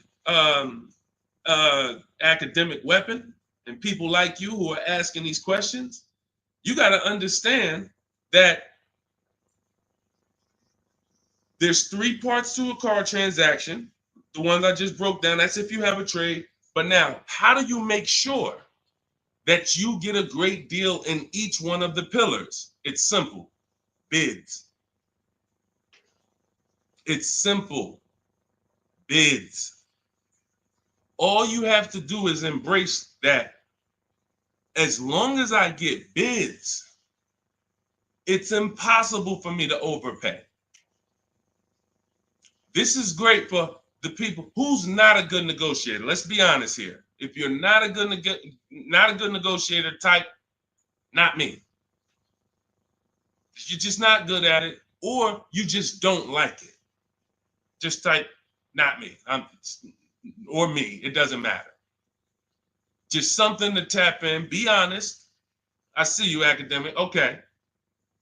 Anyone who's just not, and here's what I know, because I'm taught this in sales. Only 15% of the population is. Only 15% of the population is comfortable with conflict. Hey, Terry, thanks for being honest. This is how we're going to win, being honest. So when you look and say, well, if I'm not a good negotiator, how do I get below market prices? It comes back to bid. So everything I'm teaching you is based on a bidding system. What you should be doing, Angie, is I'm gonna teach you something I call the bank bidding war. This is in my new book. So when you get your copy of the book, you'll see the entire bank bidding war blueprint. I tell you how to do this step by step. The credit bureaus, dealers don't want you to know this, so pay attention. Everyone hit the share button. Shout out to the sharers. I need everyone who shares to hit the share button. If you're on YouTube, hit the like button. Hit the like button, because we're about to drop something on you that I know you've never heard. Pretty much everything you're going to hear you've never heard. But let's go deep on this bank bidding war. The credit bureaus allow you to have multiple lenders access your credit within a certain period of time. And as long as you let them all access it in that period of time, it's going to have the same effect on your credit score as one hard inquiry. So if one hard inquiry on your credit would have lowered your score 9 points, you can have 20 and it'll lower your score the same 9 points. So obviously, if we could have one and we're going to take a 9-point hit, or we could have 20, what's better? With one person competing for our business or 20? So you cannot go into the dealers to do this. You can't say, well, I heard Deshone said I could go to this dealer and let them run my credit, and then the next day I could go to this dealer and let them run my credit. That's not how it works. You cannot do that. What you will do is you will make your deal for your car. First thing you're going to do, Angie, in the bank bidding war process is let's see, are there any special interest rates in the market? That's always step one. The bank bidding war is 3 rounds. Step one is, are there any special interest rates for the car I'm looking at? Are they running 0%? Are they running 1.9%? Anything that I know a bank or credit union can't beat at all. It's a subvented rate. It's like a rebate on a finance. It's the company saying we want to move a lot of these cars. Let's give the people low interest, no interest. Now, once I check that off, there's no special rates. Now we're moving to the next step, which is shopping for our car. Now, I have a tool in my book called the Perfect Budget Exercise. I created a calculator to do this because most of what you need to do when it comes to getting pre-approved is for budgeting. No different than buying a house. They tell you, hey, you're pre-approved for $400,000 at this interest rate and for a 30-year mortgage. Why do they do that? So you can budget. So the only purpose of a pre-approval is to budget. So the problem with these pre-approvals now is they're doing something where they're trying to get over on you. And they just see anytime the public starts to move in a certain way, here comes the scammers, here comes the wolves. Once the public started talking about pre-approvals, every bit of the conversation went there, but they don't want you to get pre-approved and shop competition. They want you to get pre-approved and locked into them. That is what you want to avoid. Anytime you see anyone trying to lock you into them, one dealer, lock me in. Hey, one dealer sent me this letter. Come get this car from us only. Lock me into them. Hey, you're pre-approved from this bank. Lock me into them. That's how you overpay. Because they don't want you shopping competition to find out that that offer from them is not the best offer. I don't care how good it sounds. It's not the best offer until we've seen 2 or 3 and 4 or 5 other offers. Then we realize, oh, that wasn't a good offer. So when they're doing these restricted pre-approvals, where first of all, they want to ding your credit with a hard pull. We don't like that. Second of all, they want to give you, they don't give you a rate, an interest, they give you a term, but there's an expiration date on it. Who's seen that? Who's seen that? Your pre-approval is only good for 30 days. Now, you done already hit my credit with a hard pull. Now I'm out here shopping, and I'm shopping with my back against the wall, and I have pressure not from the dealer that I'm buying from. I got pressure from the bank that wants to loan me money. Hurry up and find a car. If you don't find a car in 30 days, you got to come back and we got to hit your credit again. So what are you going to do when you're out there shopping and looking and you know your pre-approval expires in 2 days?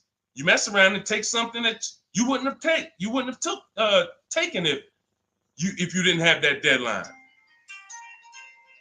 So this is not what you want to do. This is not what you want to do. Hold on one second. Hold on.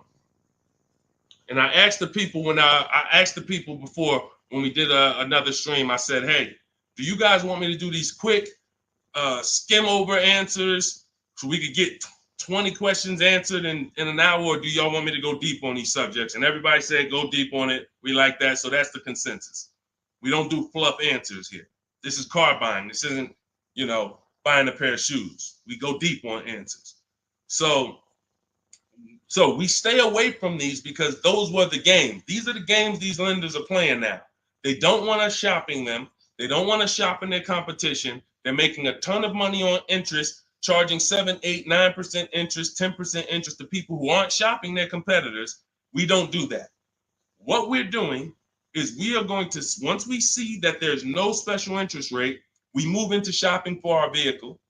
Now we're getting bids. Once we find the best offer on our vehicle, new car, used car, we lock it up with a deposit. We never take on the spot delivery. Type a $sign if you understand. Type a $sign if you've ever taken on the spot delivery from a car. You went in, signed the paperwork, same day, took it home. Type a $sign if you've done that. We don't want to do that anymore. I'm going to tell you why. On a finance, you don't have an opportunity to shop rates.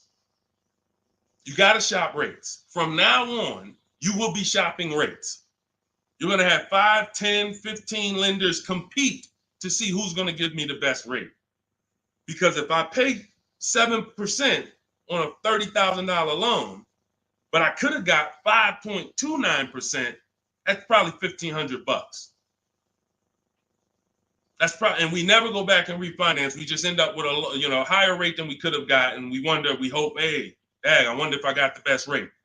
This is what's going to eliminate that. So you're going to put the deposit down. Hey, I'll call you tomorrow. I'm going to go shop my lenders. And here's what we do that no one is teaching. We always let the dealer see if they can beat the rate. We do not only strictly go with our lenders. We don't have enough lenders to do that. If we had 20, 30, 40, 50 lenders that we were shopping, we got like, I show you how to reach out to about 5 in my book, but the dealer might have another 12, 13, 15. So we want all of these people competing. That way we guarantee we got the best rate. So what I want you doing, Angie, is I want you to not focus on one dealer's offer, one Nissan offer. No, that means nothing. You want to learn to separate your transactions. We've talked about the 3 pillars. You're going to bid each one out. And the best part about bidding is you can do it all online. You can do it all from home. 90% of what I'm telling you, 90% of how we buy cars and the people you're going to see, I'll introduce you to over the next hour. You see a lot of people who've learned from me. It's from home. That's why my entire process is called Cars from Home. The book is called Cars from Home. It's a digital book. It'll be in your inbox in 5 minutes, but you got to get there before the 30-minute timer goes down to get you 75% off. It's normally a $97 book, worth every penny. But for the next 30 minutes, if you haven't visited yet, you can get your copy for 75% off. Go to my TikTok bio, the Instagram bio. Don't miss it. You can come back to the broadcast. We'll be here. YouTube, we have a comment pin for you. On Facebook, you guys can see the link floating. Get your 75% off. That way you have all of this stuff step by step for the rest of your life. And when things update, I update the book.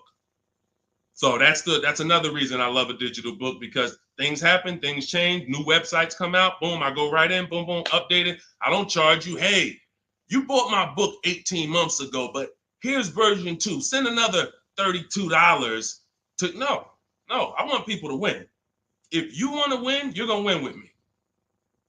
That's it. I'm not looking to nickel and dime people. That book should be $500, but at the end of the day, I want people to win. We want to make it accessible for everybody. Go ahead, Dolan, shoot the next one in. Skinner, good to see you, my man. Always checking in. Always good when I see you. What's going on? Let me get this book. Go ahead, Angie. Use it and win. Use it and win. All right. What's up, Yo? Good to see you. How can I get your people to help me out? I'm trying to purchase a vehicle in the next 2 weeks. We have a Shop with Deshone program. It's been out. I shop with people all around the country. So I always say, get in where you fit in. Some people are do-it-yourself people. Anyone who's a do-it-yourself person, we have the master blueprint. It's step-by-step. There's different paths. So you're not reading a book on leasing, buying new cars, used cars, high mileage driving strategy. You're not reading all of that and then trying to see what I do. There's paths. I basically have it like the warp zone. If y'all ever played Mario, if you're on a lease path, I have links in the book to keep you on the lease path. You're not reading used car stuff if you're leasing. It's going to confuse you. So, but that's do it yourself. That's the blueprint. Some people are like, okay, I want to do it with you, Deshone. Can we work together? How can? Yeah, we have that too. And we have to. So I put the information out. There's no excuse. There's no excuse for you 2 years from now being on my live and saying, hey, I'm still trying to figure out the car buying process. There's no excuse. You got a 14-year veteran here who nobody in the industry can control me because I don't work for a dealership. So I tell you everything that I do to buy cars below market value, lease cars below market value. All the people that you see, you guys know, if you've been on any of my streams, you know we share 10, 15 people an episode sometimes who are reporting their deals. So at the end of the day, you get in where you fit in. Get in where you fit in, but find a place to get in. I don't care if you watch all my free videos on social media. Now, once you get my book or you work with me, you can stop watching those videos. There's no point in you watching my videos warning people when you're inside with me and you got my blueprints. So it's just about getting where you fit in. That's all. Go ahead, Dolan. All that information was Shop with Deshone. That's all in my bio. That's all in, any of my bios too. So what are the 6 companies to sell your car to? Great question. Make notes. CarMax, Driveway, Carvana, Kelly's Blue Book Instant Cash Offer. Do not use the Kelly Blue Book algorithm site where you just put your year, make, model in, boom. Your vehicle's worth $18,000. Do not use that. That is worthless. The only thing that matters is cash offers. That's all that matters. These are people who literally, they either send an inspector to see the car, or you go to a local spot, have the car inspected, they go and they cut you a check. Like it's like that. They don't negotiate. Sometimes Kelly Blue Book will patch you into a dealer and they'll say, hey, I might be able to pay more if I see it. We don't usually fall for that. We want strictly, hey, there's no used car manager in this world in this country who can't put a number on a car sight unseen. Like literally seeing it, that car is worth about this. That's what they do all day long. Look at cars in auction, make offers, make offers, make offers. So all of this stuff can be done online. And these are the people who pay more than, see, you're not going to, once you use this process, you're getting bids. Remember that. So if you're like, hey, I'm looking for a 2019 Honda Accord, I'm going to show you how to see the entire market. Because the problem is, there's another guy at the gym, because people know me locally, a couple people know what I do, and they'll come up to me, hey, I'm looking at this car. I'm like, look, I don't do this. I don't do this. I don't care how close you are to me. Like, I don't do this anymore. But, you get the same information. We've laid out the path. But he showed me, I just saw this car, though. I was looking at it. I said, there's probably 50 of those cars within 100 miles. There's definitely 50 within 300 miles. So the whole idea, remember, you have to know the goal of the person trying to sell you something. It's to lock you in to them. They want you to think this is the only one. This is the only offer. No, there's cars are cookie cutter. If y'all ever see these new cars come off the truck, you'll understand. Oh, they sent 4 of those black ones. There's 4. These cars are cookie cutter. And all of these dealerships are competing. So when we start bidding and getting bids and we find the lowest price car in the market, we get the lowest offer on a lease, on a finance. I have all of this in my book. We do this by email. With a used car, we go on the marketplaces. We go on, it's like shopping on Amazon or BestBuy.com or Walmart. We're going to all the marketplaces for used cars, and we're just screening it down. We'll talk more about that. If somebody wants to know how we screen down used cars, feel free to ask that question. But the point I'm trying to make is, once you have found the lowest car in the market, that dealer knows they're selling that car at the lowest price in the market. So they cannot turn around and beat all of these other offers that Carvana and CarMax and all of these companies made to buy your car. They'll be out of business. You can't be the highest price. You can't pay the highest price to buy people's cars and then pay the lowest and then sell your car for the lowest price. You're just not going to make any money. So what we do is we find the person who wants to buy our car for the highest price. That's step 2 in my books, the equity assessment process. Those 6 companies that I named. We do this with leases too. We sell leases too.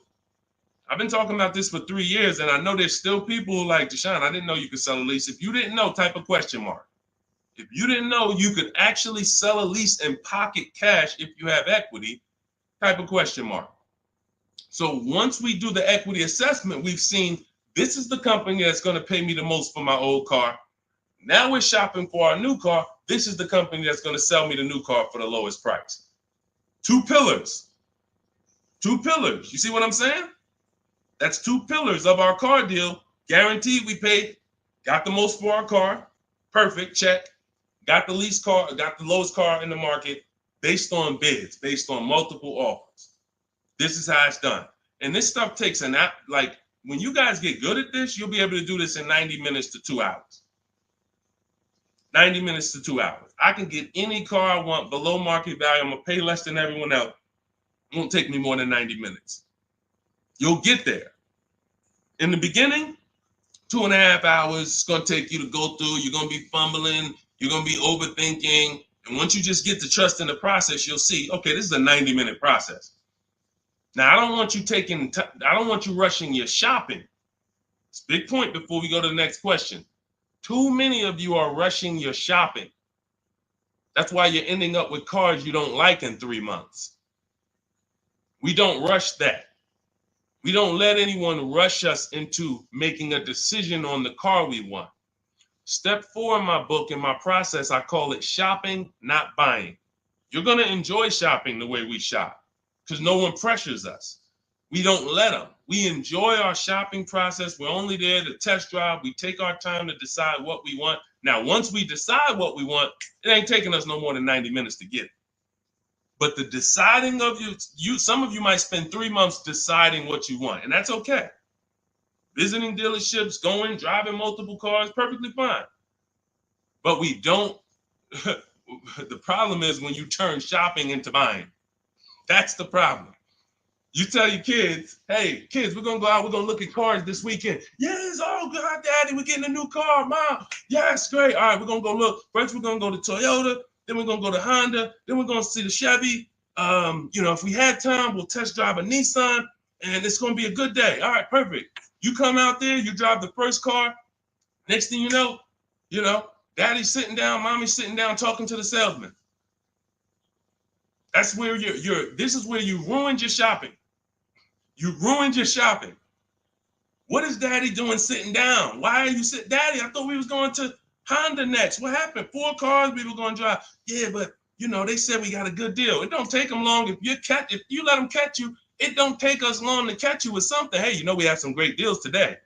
The manager said this morning, we're not going to turn down any good deal. We're so far behind our goals. Anybody who makes us a reasonable offer today, the next thing you know, you're not shopping anymore. You're talking about buying. Y'all see the difference? Type locked in if that makes sense. That's why we had a specific step in our process. It's step 4. It's called shopping, not buying. Shopping is deciding what you want. Buying is coming home, getting multiple offers on what you want. And we don't mix those two. This is how you enjoy the process.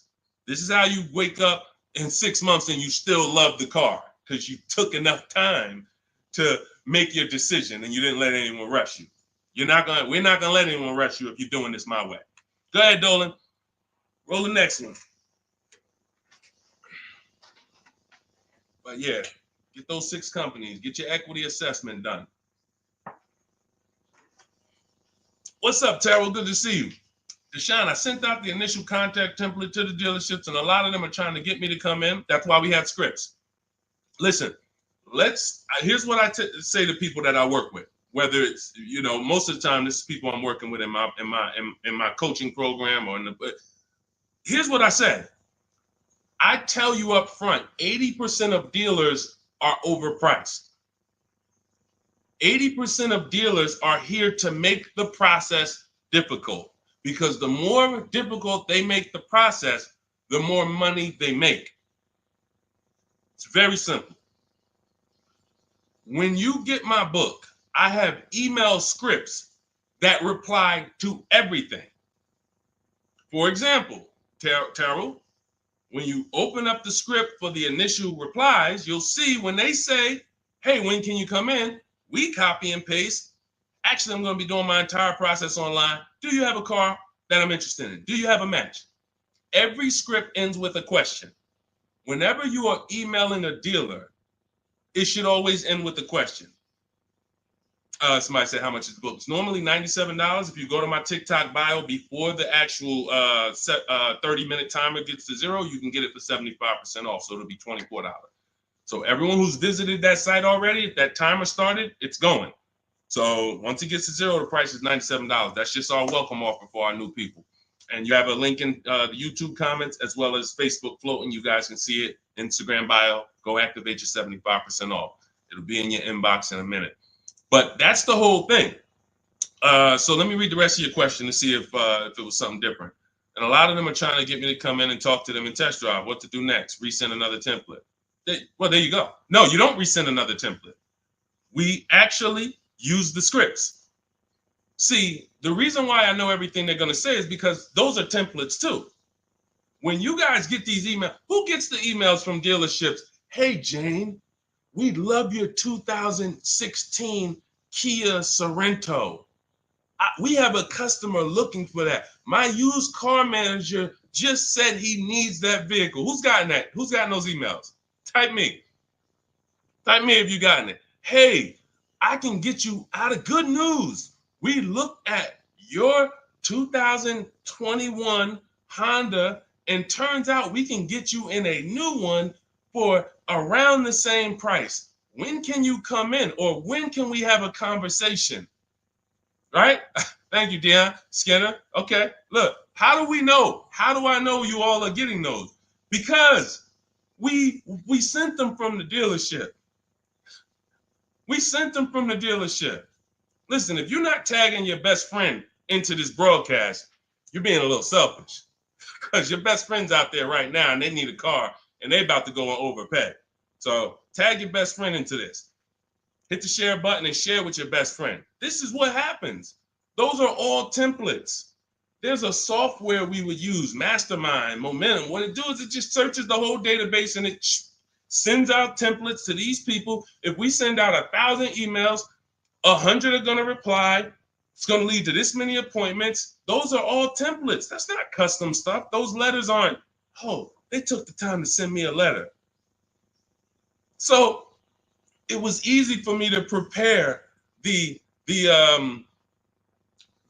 counter scripts because I know everything they're going to say. When can you come in? Can we have a phone call?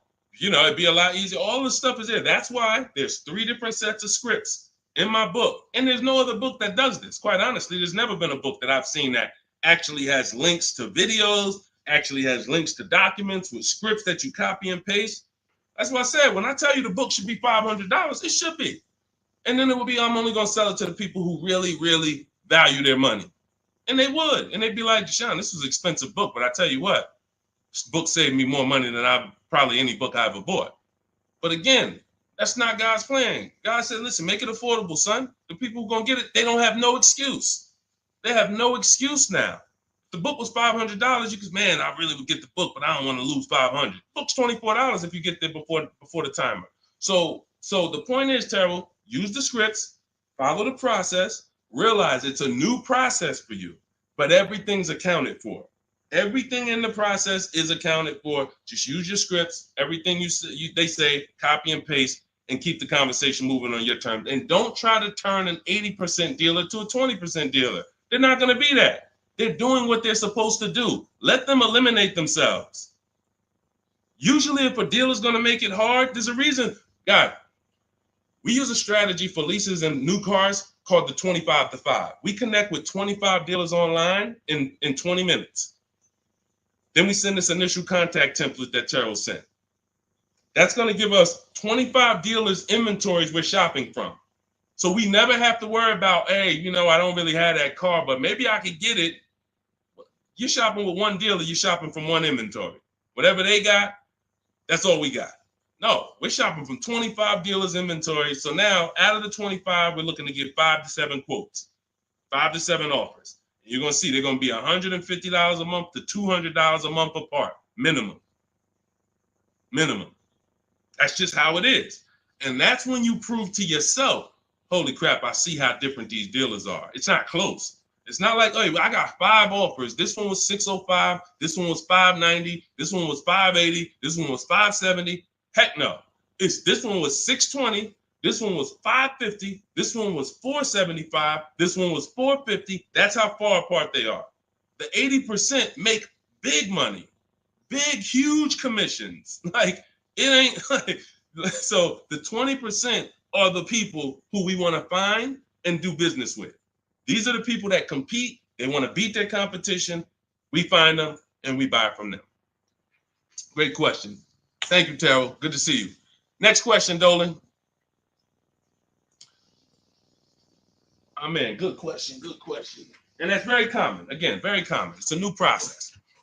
All right, I said that's the same question. Same question, Dolan.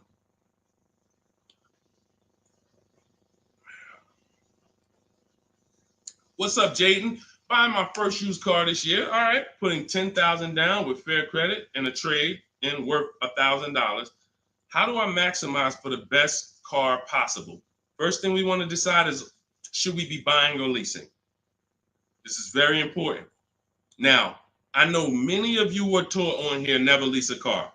That advice is costing you thousands and thousands of dollars.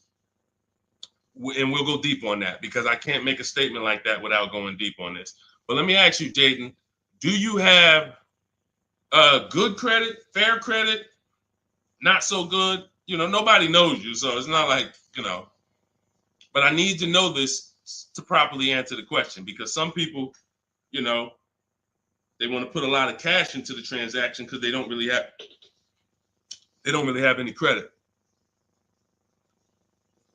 Let me know. I'm looking for your comment. Listen, you got to stay close to your keyboard. All of you who are asking questions, I want you to stay close to the keyboard. Dolan's pulling the questions in, and, you know, I want you to stay close, because I might ask you a follow-up question that I need to actually, you know, be able to answer it. So let me just assume. All right, let's just assume you have fair credit. Hang on one second. Let's assume you have fair credit. All right. Hang on. Okay. So let me tell you an outcome that's very common. And you could decide, this is all of you who have a child who's going to be getting a car, or you're going to be getting your first car. Like, listen up to this. We go wrong buying people their first car a lot of times, because typically when you buy a car, what's happening is you have to pay for the whole car. Some of you know every $5,000 on a car loan is about $100 per month. So when you look at and lock that into your head, every $5,000 is about $100 per month. So when you see a $5,000 car, $10,000 car, you should think $200 a month. When you see $15,000, you should think $300 a month. These are safe parameters for you to make sure you're not overcharged. You have to be able to understand a $50,000 car isn't going to be $500 a month to buy. It's going to start out around $1,000. So we need to know these things, because you can manipulate loans to make payments lower, and that's how you end up in a 9-year loan, because you went in saying, hey, could you get that car to 700? That car's nowhere near 700 with a good loan. 5 years, 6 years is the longest we go. I have a rule in my book called the Rule of 72 and the 10th birthday. 72 months is the max loan we take, and the car should be paid off by its 10th birthday to avoid problems. So by the time a car turns 11, car should be paid off, so that way you could actually put money to the side for maintenance. These are all boundaries that we haven't had, that if you follow them, you're going to have a lot better experiences.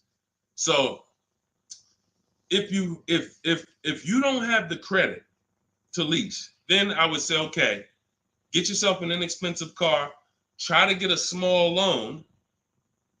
You know what? The first question is, how many years are you going to keep the next car? That's the first question.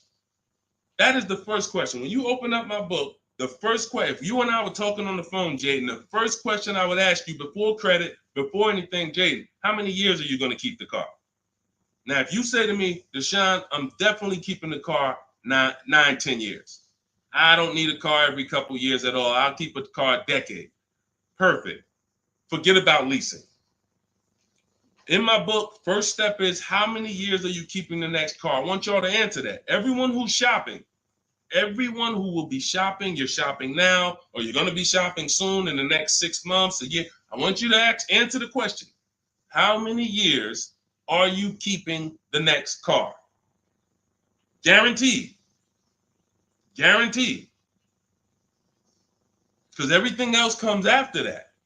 When you're going to keep it 8-9 years, I'm going to show you the steps you need to make sure you get a car that will last 8-9 years. Plenty of people say, oh, I wanted to keep the car a long time, but you didn't take the steps to make sure you got a car that would last that long. So everything comes from this question first. How many years are you keeping the next car? So now, Jaden, let's say you say to me 8-9 years. Perfect. So now what we're going to do, we're going to the purchase path. Not thinking about leasing. New car, used car, based on budget. Based on budget. Now you said you have a trade-in worth $1,000. I'm guessing it's an older car, so you can still put it through the equity assessment. But if you're saying it's worth $1,000, who told you that? See what I'm saying? See, the highest offer for your car is what it's worth. I want y'all to get into the habit of getting offers so that you know exactly what your car is worth, not letting one person tell you what your car is worth. So now let's just say, for example, your car is worth $1,000. Now we're looking at, well, do we get a new car or pre-owned car? And if we get a pre-owned car, here's how we determine new car versus pre-owned car. Budget is one. Now let's say you could afford both. I could afford a new, I could afford a new pre-owned. Which one? Well, it's based on values. Some people, you only get a new car every 10 years. You're like, hey, I want to get me a new car. Because at the end of the day, over a 10-year period, the amount you pay for the new car, you'll get some of it back on the back end. And some people are like, I want to get a new car every decade. I want to treat myself. I could afford both. Some people are like, hey, I can afford both, but I'd rather knock 30% off. I don't need the latest one. I'd rather knock 30, 40% off what the price would be. It's just different values. There's no right or wrong there. In my book, I teach you both of those things. When you get to that step, that's how I help you make a decision. So sounds like, I would need more information. That's why I'm asking you, because I don't teach a one size fits all thing. I teach based on where you're at, here are your options. Pick one. Now, when it comes to buying versus leasing, oh yeah, one size fits all. Anybody on here who is not keeping their cars 8 years and you're buying them, you're losing thousands of dollars. You're just losing thousands of dollars. You can't compare. Like, look at somebody like Safrina. I use Safrina's deal. Oh, that's Teddy. Look at Teddy. That's a luxury car. Let's take a luxury car. Teddy got a $73,000 BMW. $73,000 BMW. He's paying $856 a month. He's not keeping it 8 years. He knows the 8-year rule. He said, okay, if I'm not keeping my cars 8 years, I'm going to shop for a below market lease. He uses our bidding system.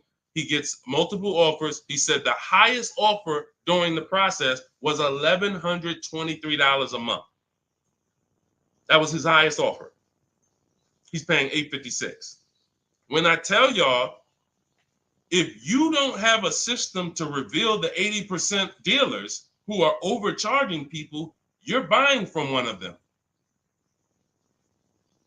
You're buying from one of them. They do business. It's not like these guys are going out of business. You're buying from one of them. And you see, but Deshone, they told me this was the best deal that they could, this was their best offer. It was their best offer. It wasn't their competition 20 miles away's best offer.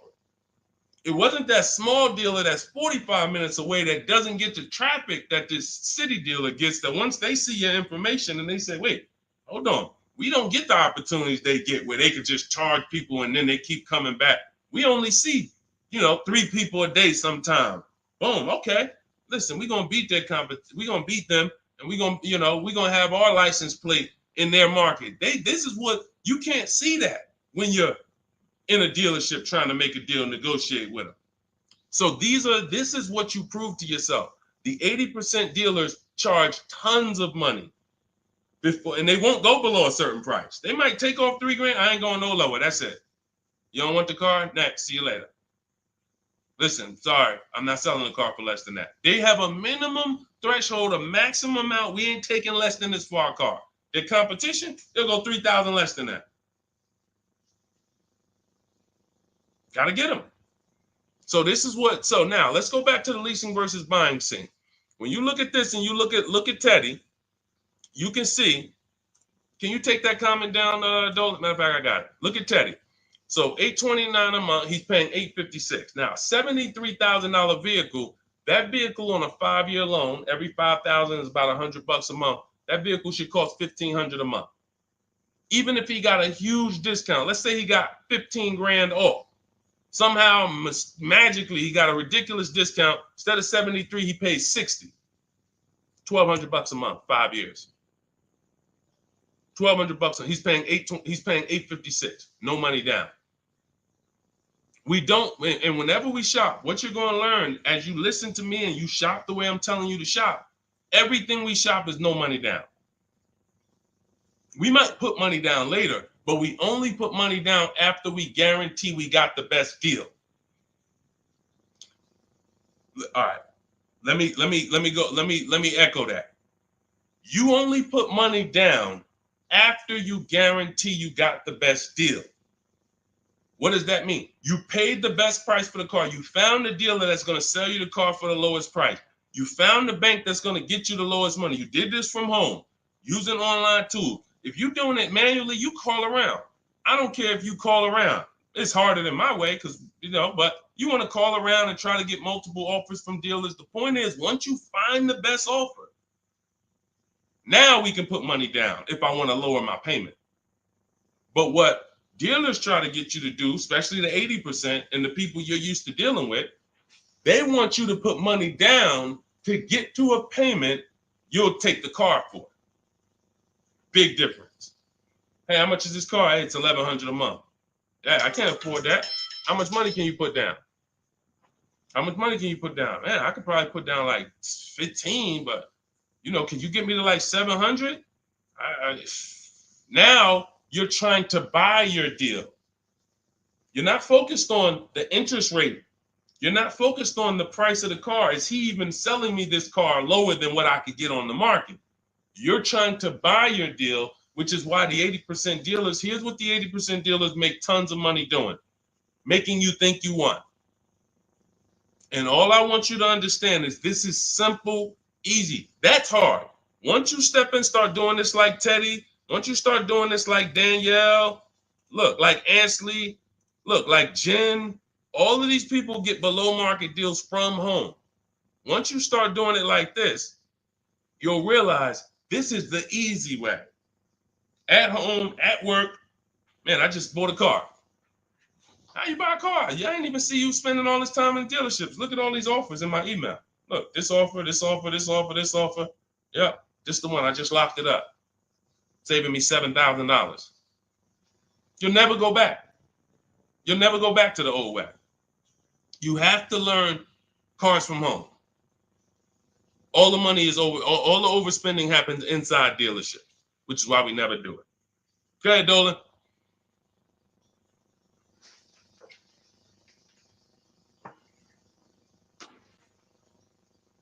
Let's go, Dolan. Keep them queued up, bro. Let's go. To Cali, good to see you. Should you put a down payment on a car? Well, that's just what we were just talking about. What we were just talking about was, all right, let's talk down payments on leases. First of all, you got to realize something about a lease. Whenever you put a down payment down, if the vehicle's stolen and they don't find it, or if it's totaled, you don't get the money back. I'm not a fan of putting huge money down on leases, but unless you do one thing, you assess, well, two things technically. There's only two ways to lose your down payment. Car's stolen and they don't find it, or it gets totaled. So here's what you ask yourself. How many cars have you had stolen in your life? Some of you are going to be like, man, 3. I wouldn't be putting down payments on leases. Some of you like, Deshone, I never had a car stolen. Thank God. All right. You can check. You can check. Now, second question. The vehicle you're buying, what's the chances if you get into an accident, it can get totaled? You're buying a huge Jeep. You're buying a huge S-Class Mercedes. You're buying something that's very hard to total. You're good. You're good. You're buying a Honda Civic, putting $5,000 down on it. It's not a good. You're taking big risks. Big risk. So that's how we assess leasing. But here's the thing. This is how we shop for our leases. This is all in my digital book. We shop for our leases with only first month's payment down. That's really no down payment because when you lease, you give them your first payment, then you drive off.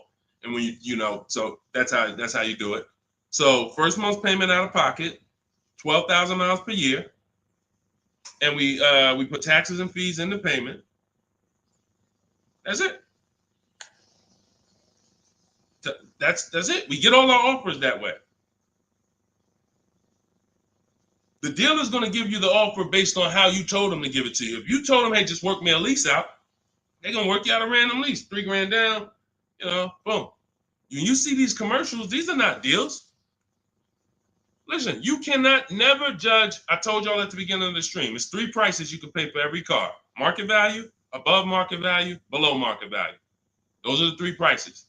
Below market price is the people who got skills. That's the stuff we're talking about here. Below market comes from bidding. When you look at these offers, look at these commercials. Look at. Let me show you a deal. Look, Ansley just got a 2024 Infiniti QX Lux. MSRP is $58,000, $58,490 to be exact. Said I'm only paying $554 a month with my first payment down only, right under 1%. Now, some of you, if you're savvy, you've heard of the lease 1% rule. That's been around for probably 30 years. I created the 1.5% rule because people were overpaying for leases. People knew, the savvy people knew the 1% rule. They knew this is great value. This is a steal. You get a lease under 1%, no money down, you stole a vehicle. Doesn't mean it's your best deal because Zafrina got 0.88. So she got 0.88. So just don't think, again, bids. Bids. It's like, hey, you don't know how much you're going to save on the car. She didn't know she was going to get 0.88. She knew the 1% rule. She got her offers. She ends up closing the deal, $579 a month on a $65,000 vehicle. So this is how you shop. So once you get an offer, if it's between 1% and 1.5%, that's good value on the lease. The closer to 1, the more value. But in order to get 1, you need rebate. You need we don't understand sometimes the lease program. The dealer can't control that. So what we do is we shop. When you see a deal that's 1.1, 1.2, 1% low, that means there's a lot of rebates there. There's a lot of there's probably great residual, low money factor, which is the interest rate. You can't control these things. All you can do is bid it out.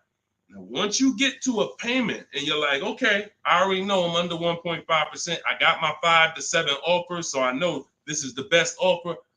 But I want to drop my payment probably another $50. Now you put money down. You see what I'm saying? Type $signs if you got that. You shopped your deal. You got your offers. Type a $sign at that click. I'm talking to the people that's locked in. Listen, I know, unfortunately, we live in a world, a lot of people distracted. We sit here, we could talk big money all day long, and it's just flying past it. They got 100 other things on their mind. But the people who locked in, type a $sign if you understand that. When you shop for offers, when you look at your lease offers, the way I just told you we shop for them, now we get the offers, we say, all right, boom. This is the best one out of 5 to 7 dealers I got. Let me now lower my payment. First of all, if you can afford that payment, just take the deal. Much better, put no money into the deal. That way, if God forbid it's total, boom, I come back, I do it again, ain't no problem. I didn't put no money into the car. But if you look and say, I want to lower my payment like $100 a month. First thing you do is assess what I told you a couple minutes ago. How many cars have I had stolen? The lower, the better. If it's one time, okay, chances of this car getting stolen, slim to none. All right, how easy is this car to total? Now, it's a big vehicle. Like, I'd have to get into a pretty bad once-in-a-lifetime accident for it to be totaled. Perfect. All right, you can throw $2,000 down. You can throw $3,000 down to lower the payment more. That's how you use down payment money. You never use down payment money to buy your deal. You must have the deal before you apply the down payment. You must have the lowest interest rate before you get the down payment. You must have the dealer who's selling you that car lower than anyone else before you apply the money down. That's when you know you have a deal and your down payment isn't being taken and used as profit. Anybody else, down payment's being used as profit. It's just padding the deal. Give us more money to work with. How much could you put down? 6? All right, let me go work this out. And they're just around moving money around. They're moving, you're buying a car from them, you're getting your loan from them, and you're giving them $6,000 to work with. They have all this money to work with. That's a dream customer. And if this is you, I don't want you to feel bad. I only want you to feel, because no one told you this until now. I only want you to feel bad if you keep repeating it, because you got no one else to blame. Right now, you have the opportunity to change everything and focus on what I'm teaching you. So no one can do this to you. But the dream customer comes in, got a car to trade, wants to buy a car, needs a loan, How much could you put down? I'd probably put down like 3,000. That's 4 things you just gave him to work with. I got money in your loan I can move around. I got money in your old car that you want to sell to me, trade. All right, I could use that. Got some margin there. Then in the car you want to buy, I got some margin there. Then I got your down payment money that I got margin. I'm just about to let me manipulate a couple things and here. That's what we don't want to do. All right? That's why we separate the transactions. This stream, if you get the 3 pillars of great car deals, separating your transactions, bidding them out, this can never happen to you. None of this stuff could ever happen to you. Okay? Everything we're going over is in my new digital book. It's called Cars from Home, 7 Steps to Saving Time, Money, and Avoiding Dealerships. This teaches everything step by step, how to get below market leases, below market purchases, new cars, used cars, high mileage driving strategies. Some of you who are driving over 18,000 miles a year, you can't do some of this stuff is not, you need custom advice. See, again, I don't do one size fits all. You can't be an 18,000, 20,000, 30,000 mile a year driver and think you can actually use the same loan structures and all of that as a normal person. You're depreciating your car faster than them. So all of this is in my blueprint. It's in my new book. Get your copy for 75% off in my TikTok bio, in my Instagram bio, or we have a link in the comments for you on YouTube, and we have a floating link on Facebook for you guys. But if that timer hits 0, it's $97. And if I'm you, if I miss the 75% offer, I'm getting the book, knowing what I know. And there's people who have the book, they'll be like, hey, look, I don't care if you missed it. You need to get the book. It's $97, worth every penny. So I want you to have everything I teach. It'll be in your inbox in literally a couple minutes. It's a digital book. And as soon as you get it, you're going to see a thank you page, and it says screenshot this page. Very important, because on that page is the link to open the book. Then I email you a copy. Also on that page is the link to my support team, just in case you type your email wrong. Our system is great. We send out lots of books. It works every time. But if you mistyped your email, then you're not going to see the book. So make sure you have my support team's email. So if you don't see that book in 5-10 minutes, email my team, hey, and they'll get you the book right away. All right. Thank you, Skinner. Yeah, nobody ever broke it down like that. I'm glad. That's what I'm here for. That's what I'm here for. I only want to pay first month's payment, and that's it out of pocket. That's 90% of our people, Skinner. 90% of our people. Hold on, I'm gonna get to Hideout PA. You got the next question. Hold on. But look, 90% of our people, look, India, look, $365 a month, no money down. That's first payment only.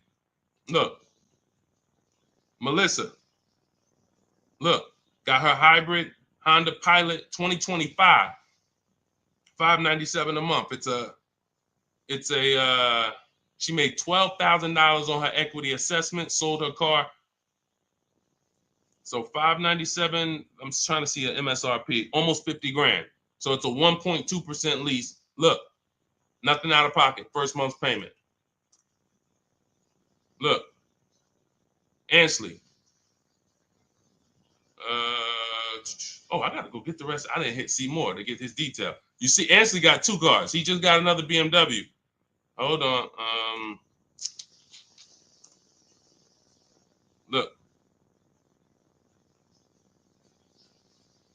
Milligan. Everybody, we pretty much, look, zero is signing. Melissa. This is what we do. There's nobody who's better at this than we are. Listen, if I had the time and we did one stream where we just sat here for an hour, I could show you 100+ people. Boom, boom, boom. Well, I just show a dozen because I'm not going to spend too many. Look, if you don't get it from 10 people, you're not going to get it from 100. You know, if 10 people just like you who are showing their deals, paying less than you, don't persuade you, 100 wouldn't. But the point is, everybody shops with no money down. Because when you shop with no money down from now on, you will see it's easier because you can't confuse me. You can't confuse me when I'm shopping with no money down. You got to be great at math, which I love math. So, I mean, I love math. But you have to be great at math to put 3, 4, 5,000 down and be able to see where the money's actually going. So the best thing to do is compare. I could get this car, no money down. I could lease this car, no money down. What's my payment? And then you'll be able to see it. Dealers can't manipulate you. So definitely, that's all we do is no money down shopping. Go ahead, Dolan. You can put that one up. You can put that question up. I want to get to that. Hideout PA. In a 2-year lease, 2024 Jeep Hybrid, 1,500 down, 499, 10K a month. Good deal. You have nothing to compare it to. You have nothing to compare it to. And this is what I don't like. Listen, I'm not the one who tells people you got a bad deal. The only time I would tell somebody they got a bad deal is if they broke the 1.5% rule. So if you take no money down and you divide your monthly payment into the MSRP, if you were over 1.5%, there's no value in leasing that vehicle. You're paying too much for a car you're giving back in a couple months. So, hold on. Sorry. Yeah. So, sorry. So, but when I look at your deal, the reason why I hate this is because you've already gotten the car and you're driving around and you don't even know you got a good deal. You're wondering if you got a good deal. That's very disempowering. It's a very disempowering position to be in. But had you gotten 4 other offers, you wouldn't have to ask me that. And what I want you to do is change that, because frankly, I would bet $1,000 that if I said to you, you think I can find that car for less than what you paid? Bet me some money. Would you bet me $1,000 that I can't find that exact same car you got for a lot less money? Would you take the bet? You'd probably be like, nah, I don't want to take that bet. I don't want that for you. I don't want that for you. I don't want that for any of you. Driving cars, and if God forbid you see Deshone the Auto Advisor one day and you're like, and I'm like, hey, yeah, you just got the car? Okay, great. If you don't feel like, hey, listen, I got 5 offers from these dealerships, and the one I picked, they were so much less than everyone else. See, I know you use what we're talking about. I know the people I run into that use what we talk about. They come up, the first thing they're doing is saying who made them the best offer. They're saying, hey, the dealer couldn't beat the rate I got from the credit union. I know you're using what we teach. They're like, yo, I had to go 150 miles to pick it up in the next state because they made me the best offer. I know you're using what we teach. That's when I know. When you come in and ask, hey, what you think about this deal? We have nothing to compare it to. So we look at something like, let's just take an average deal. Let's take an average deal. Let's take a big money savings. Let's always use Sean for an example.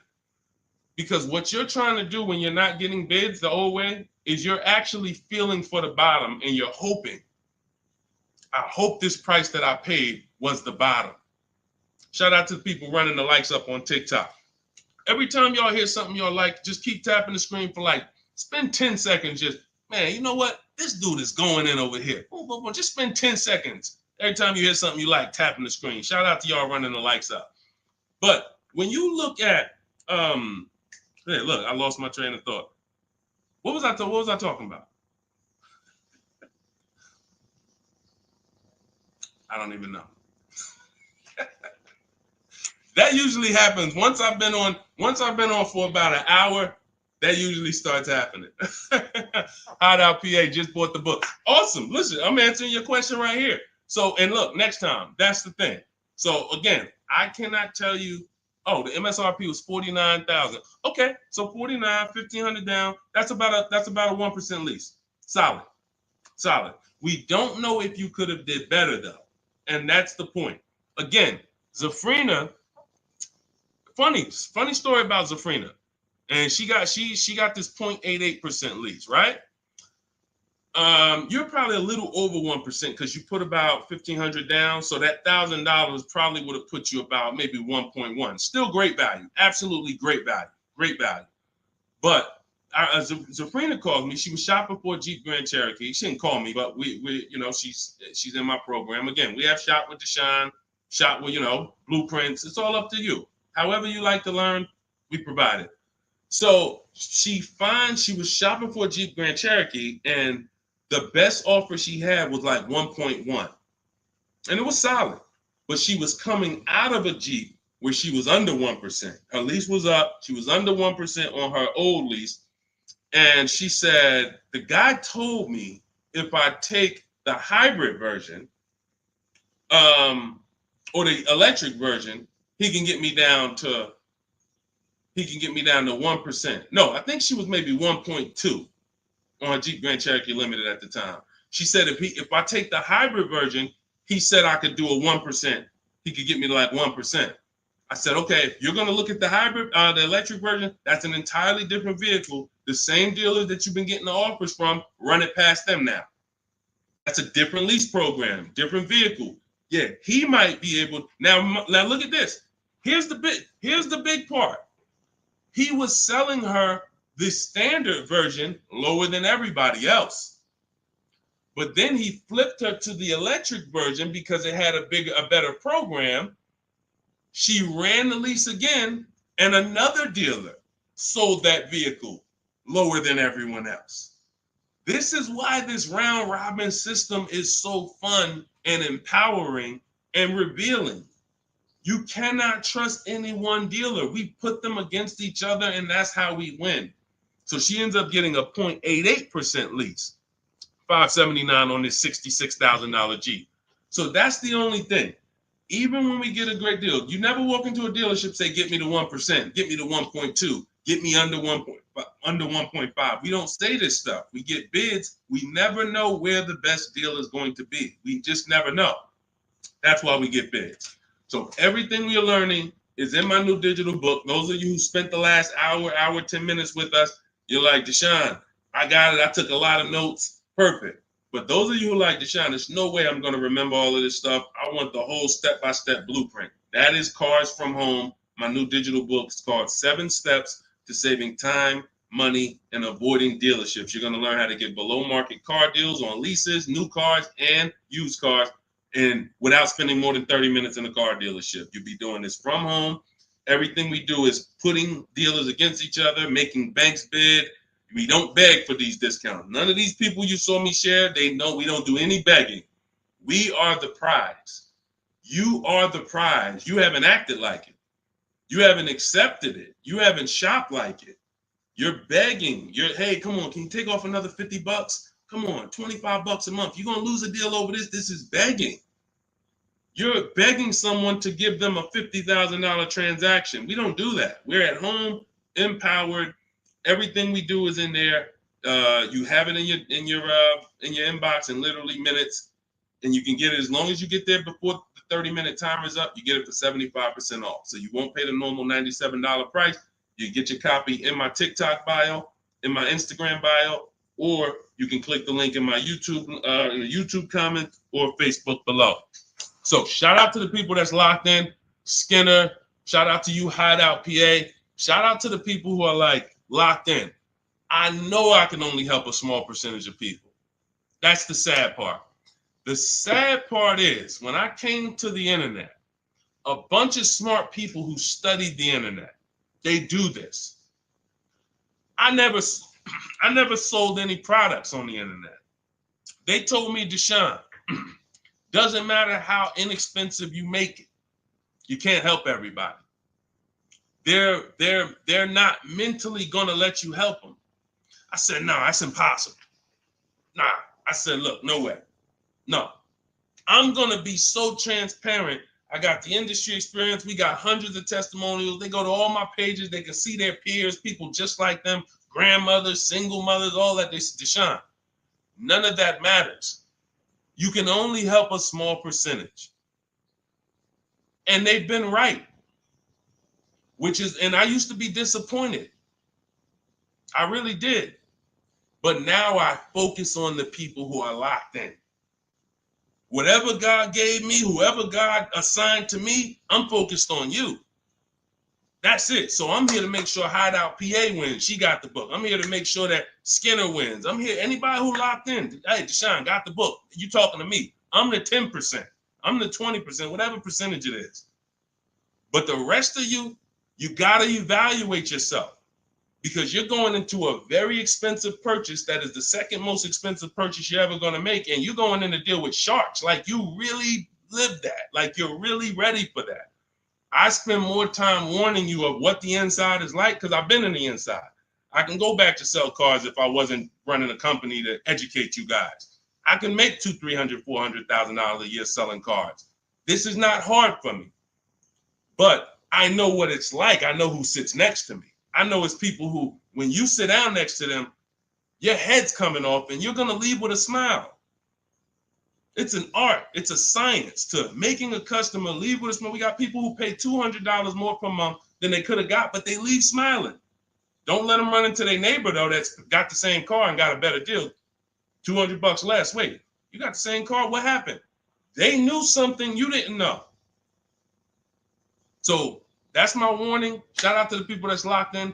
Get your book for 75% off. Make sure you screenshot the thank you page. The book is right on the thank you page. As soon as you pay, you can download it, add it to your inbox, and just use it and win. And make sure you email me your success stories. All right. I'll see y'all in the next stream. God bless you.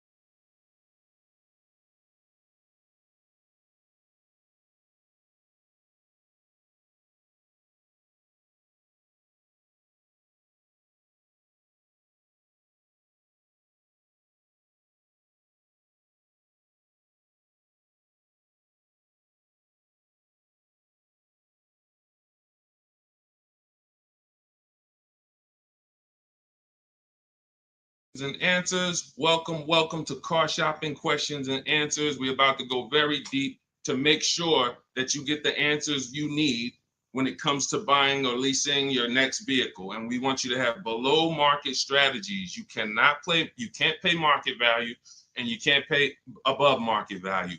The goal when you are purchasing or leasing a car is to get a below market deal. That's the only deal. If you pay market value, you're paying what everyone else paid. It's not a deal. If you pay above market value, you're paying higher than what most people pay. It's definitely not a deal.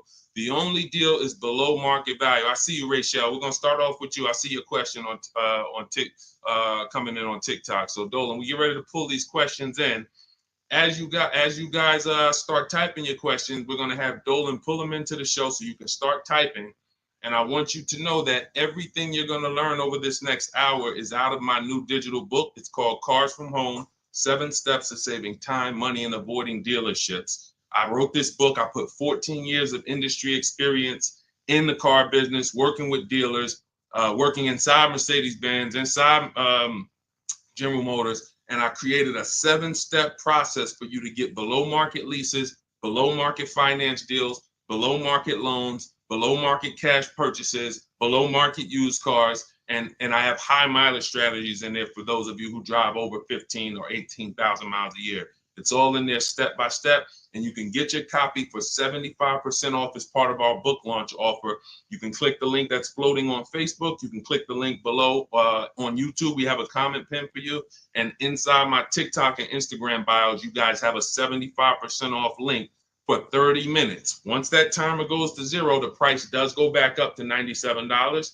It's still worth it at $97, but I'd rather you save the 75% off the total price so you have even more value. So get your copy immediately. Don't let it go down to 0 before you get your copy, all right?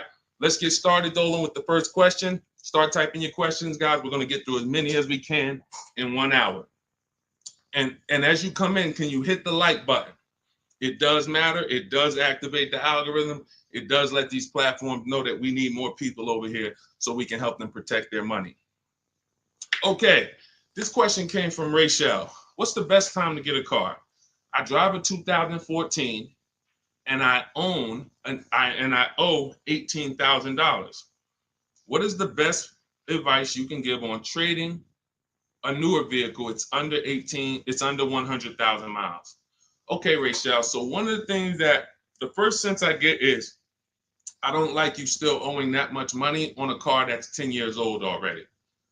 I have a rule that I teach. It's called the rule of 72 and the 10th birthday. That means that you never want to take a loan longer than 72 months, but you also don't want a loan on a vehicle past its 10th birthday.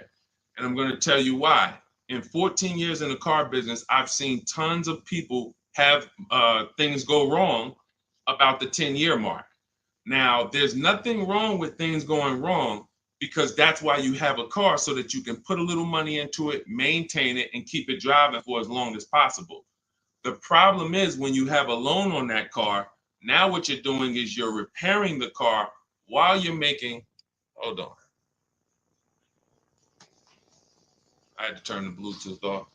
Okay, so the problem is you're repairing that car while you're making payments on it. I call these the four expenses.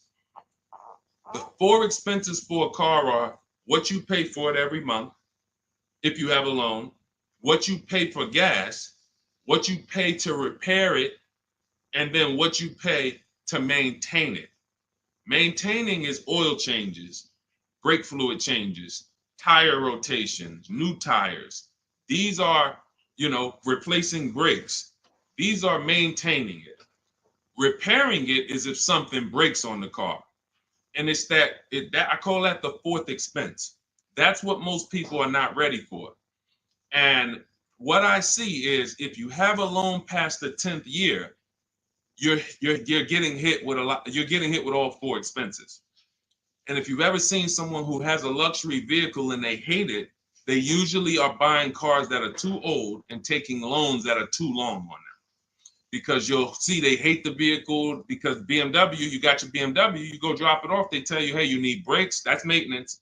Then, hey, your navigation system or your electric system is messing up, that's $2,000. And then, you still had to put premium gas in the car, so you could leave out of there, it costs $5,000 in 1 month. And people be like, man, I hate this car. But the car is not the problem. The problem is you took a loan on a car that was too old, and you took a loan that was too long. That's why I created the rule of 72 and the 10th birthday. No loans longer than 72 months, and then your car needs to be paid off by the 10th birthday. Now, what happens if you look at the car you want and you can't afford that payment for 6 years? That means you can't afford that car. That doesn't mean stretch the loan out to 7 years or 8 years so that you can try to afford it. Right now, we could all go and we can look at a $700,000 house. Maybe most of us can't afford the mortgage on that, but if we stretch the mortgage out to 50 years, then maybe we can afford the mortgage on it. Doesn't mean it's a good financial decision. So if you're going to finance again, Rachel, I want you to keep that in mind. When you replace your current car, if you're going into another finance, which I don't recommend if you're not keeping this next car 8 years, because you're going to be in the same position again, you should be going into a below market lease. Then if you're keeping the car long term, then go to another finance and then make sure you're not buying too much car, taking out too many loans on it, and taking out too long of a loan. Use that as an affordability index. If I can't afford this car on a 6-year payment and I can't add up, here's how you do it. You look at the car, ask yourself, how old is it? If it's 6 years old, that means I got to take a 4-year loan. If it's 5 years old, that means I got to take a 5-year loan. It can't be greater than 10. You are taking way too much risk. And you're going to end up in this position where you're looking and you're like, how do I still have a car payment? Things starting to go wrong on this car. I'm nowhere close to paying it off. What did I do wrong? That's what you did wrong. Now, if you want to avoid this altogether and say, all right, what can I do in a different structure? You would be going into a lease. If you're shopping a below market lease, what that's going to do is make sure you can pay a low payment on a brand new car. It's always going to be under warranty, and you just keep doing that. You look like somebody who you're just used to having a car payment anyway. So you want to switch the way you make those car payments and start paying it into new cars versus these 10-year-old cars or 8-year-old cars that you're paying these payments into, and you're not getting much back in terms of return or quality or anything like that. So that's the first thing that I would concern myself with is, Rachel, how many years are you going to keep the next car? If it's 8 or more, then you purchase again. If it's less than 8, then Deshone, talk to me about a lease, because I'm not keeping this car at 8 years. I don't keep any car 8 years. All right? It's a great question. That's where we need to start out. Go ahead, Dolan. Shoot the next one up. Okay, this one is Love and okay, I don't want to even try to pronounce it, but you can see who you are. If I'm upside down, how can I trade or sell without having to pay the difference or getting a higher note? So now you're asking a question that, all right, so this person said if I'm upside down, that means they owe more on the car than it's worth. How can they get out of that car and go into another car without paying the difference or having a higher note? So I'm going to give you the way it's possible, depending on your situation, and realizing that in my book, there is one person, there's two people actually, but really one main person who, it doesn't matter how good your credit is, you're not going home with a new car, because negative equity is, you have too much negative equity. So there are cases where doesn't matter. You come in with an 800 score. I call negative equity the bad credit for people with good credit, because it's the only time when I was in the dealership, people would walk in and they would say, you know, okay, we look at a car and then we look at their current situation and the maximum amount they can pay. And then we look and say, hey, look, the bank's not going to approve this. You can't roll over 10 grand of negative equity to that $30,000 car and do no money down. So there are circumstances where you've dug yourself too deep, and the only thing that's going to do it if you don't have money is time and paying down the vehicle. So let's talk about if you're not in that situation. First thing I'm doing is I'm going to CarMax. I'm going to driveway.com. These are websites. This is because you notice what she said. If I trade or sell, that's very important, because some of you've been on the stream, you know we don't sell. I mean, we don't trade. We always sell our cars to cash buyers. You know, that come, they write big checks, they pay more than dealers. So the first thing we're going to do is visit these cash buying websites: CarMax, Driveway, Carvana, KBB Instant Cash Offer, AutoNation, and Car Gurus. That's going to give you 6 independent offers. Now, once you get those 6 offers, that's going to tell you how much negative equity you have based on your payoff. You need to call your bank and ask them, how much is my payoff? That's the amount you owe. Don't look at your statement. Call your bank, make the phone call, and find out your payoff. Now, you look at what your payoff is, and you look at what your highest offer is. If your highest offer is the same as the payoff, you're break even. If your highest offer is 20, but your payoff is 15, that means you got 5,000 of equity. If your highest offer is 10 and your payoff is 15, you got 5,000 negative equity. So now the best thing to do is what I call pay the difference. Because when you pay the difference, now you can go into your next transaction and you can do a clean transaction. Clean transaction. So whatever deal you get on your next car, it's clean. You're not bringing any baggage over. You can shop multiple offers. There's no limits. But if you can't pay the difference, now you have to do what we don't like doing, which is trade. And there's going to be a ton of people with negative equity, because a lot of people bought cars that were overpriced from 2020 to 2022. You know, we were trying to warn people to lease, to ride out the market, buy inexpensive pre-owned cars to ride out the market, or, you know, keep their current car and not shop if they didn't have to ride out the market. Some people didn't take that advice, and they went and they overpaid because they had no shopping strategy. And now they're going to be 15 grand negative equity trying to get another car. So if you can't transfer, you know, there's limits to what you can transfer. If you can do what we teach and you actually can shop the market the way we teach, you might get a deal like this. Let me show, this is Milligan's deal. She just made this deal a couple days ago. It was for Mercedes-Benz brand new EQS. It's an EQE. It was a $79,000 vehicle. Using our shop from home strategy, she never left the house to get this discount. She went from $79,000 to $51,000 on a brand new vehicle. And if you're on Instagram or if you're on YouTube, you guys can see this. So we can't share the entire versions on Facebook and on TikTok. But if you like, anybody who wants to see, okay, I want to see these things that Deshone is, you can go right to our YouTube page, Deshone the Auto Advisor. And you go right to Instagram and you'll see the actual documents. This is her deal. She's posted up $79,000, $51,000. Why is this so important? Because when the bank goes to lend on this vehicle she bought, they're lending based on the fact the MSRP is 79.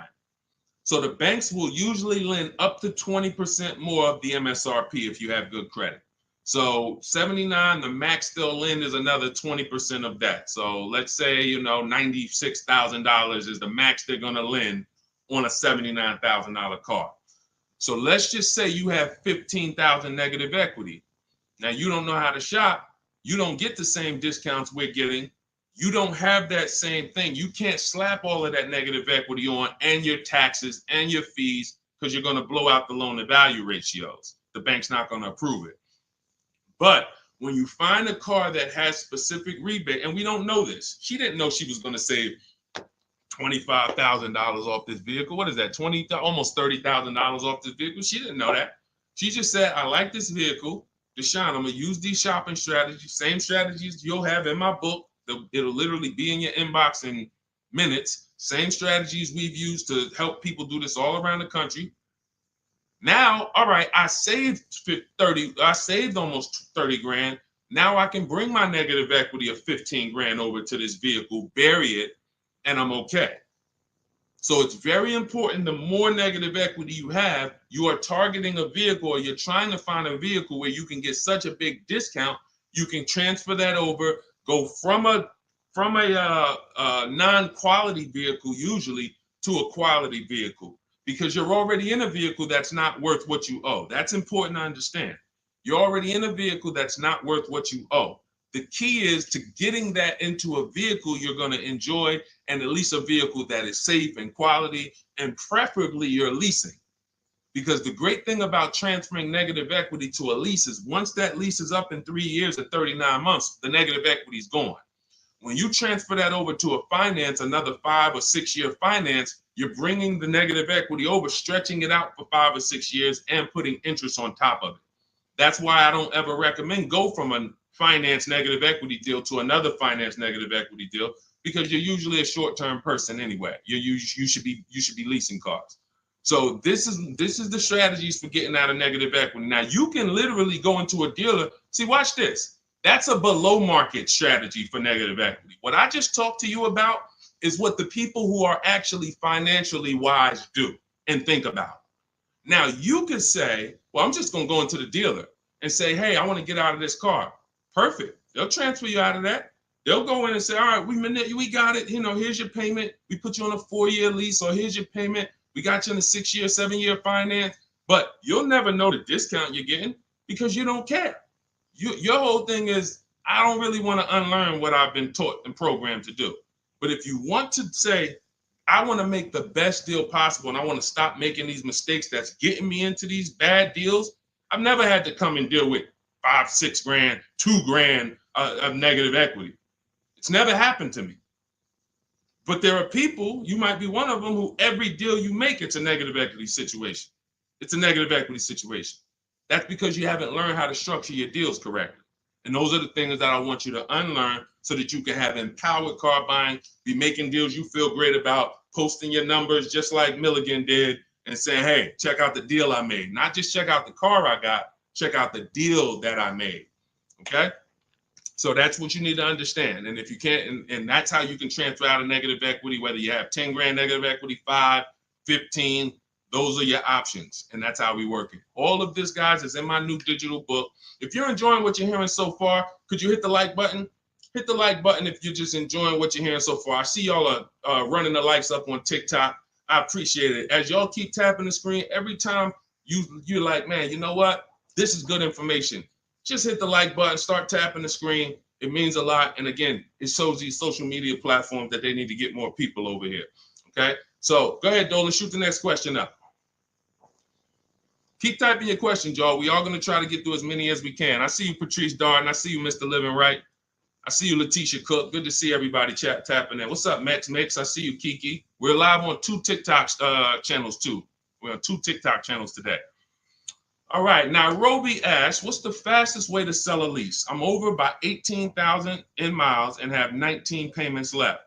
Okay, here's what I'm gonna give you. I'm gonna give you, this is, now, who has a lease right now that they're pacing to go over their mileage? They're pacing to go over their mileage. Who has a lease right now? You haven't gone over yet, but you're pacing because you're not over until the end of the lease. If you tell the leasing company you're going to drive 12,000 miles per year, then they want the car back with 36,000 miles on it. If you sign for 15,000 miles per year, then they want the car back with 45,000 miles in 3 years. You do a 20,000 mile a year lease. Some of you might have not known you can do high mileage leases. We talk about that all the time. It's only a couple dollars more when you get below market deals. If you're not keeping cars 8 years, the high mileage leases are some of the best things you could be doing. It's literally pennies on the dot, cents on the dollar compared to purchasing, and we never have negative equity, and we drive as much as we want in these new cars. If you're pacing, once you bring the car back, you could do 10,000 miles your first year, 20,000 miles your second year, 8,000 miles your third year, as long as the total at the end doesn't exceed what you told them you were going to spend, then you would be fine. So you're not over your miles, you're pacing to go over your miles. So here's what I'm going to give you, Nairobi, because this is a very, very complex thing when you don't have calculators. When you don't have tools, it's complex unless you're really good at math. But what I'm going to do is I'm going to put this comment on YouTube and Facebook. Now now in my book, I have calculators that I've invented. This is actual software that people who use my books and who have worked with me since 2021 have gotten to use. These are things that I looked around the industry and I saw things that people needed to know that didn't exist. So we had to actually build them out ourselves. And so that's why when you get my digital book, you have access to like 5 different custom calculators that we made that no one else uses. So one of them is this lease penalty calculator. Now, if you're pacing to go over your miles, here's what you got to understand.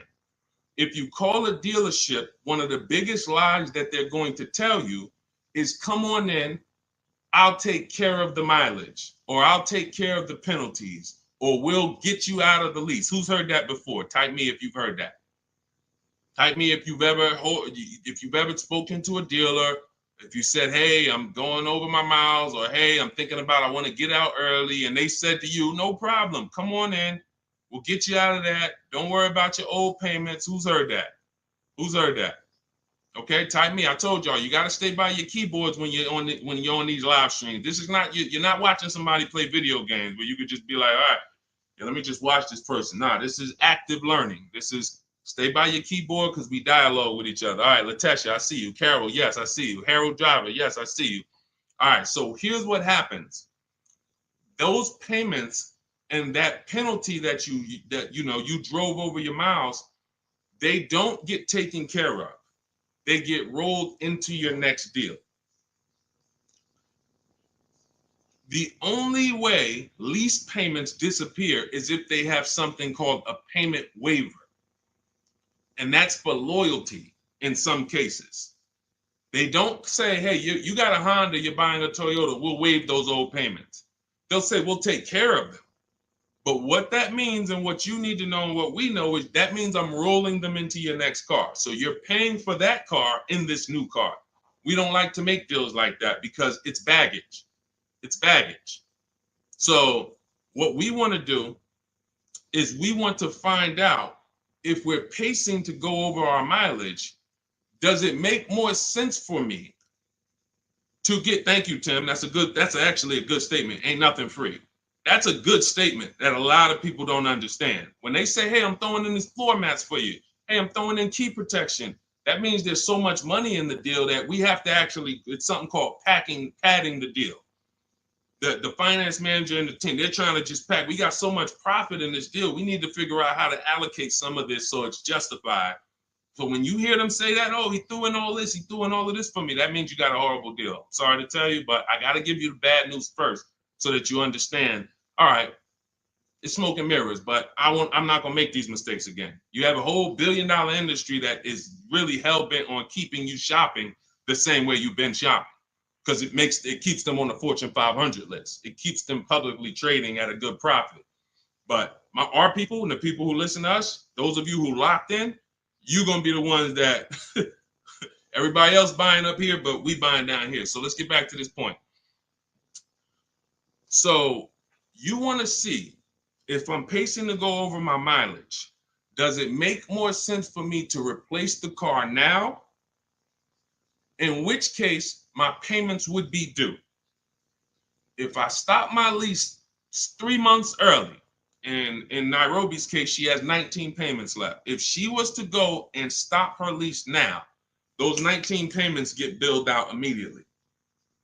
So if she walks into a dealer and says, hey, get me out of this car, they're going to try to either see, can they buy it, or do we make the payments and roll them over?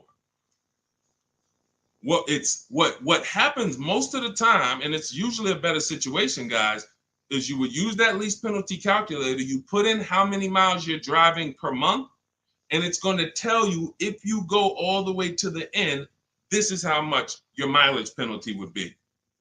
I had somebody who I work with use that calculator. He found out the mileage penalty would be a little over $2,000.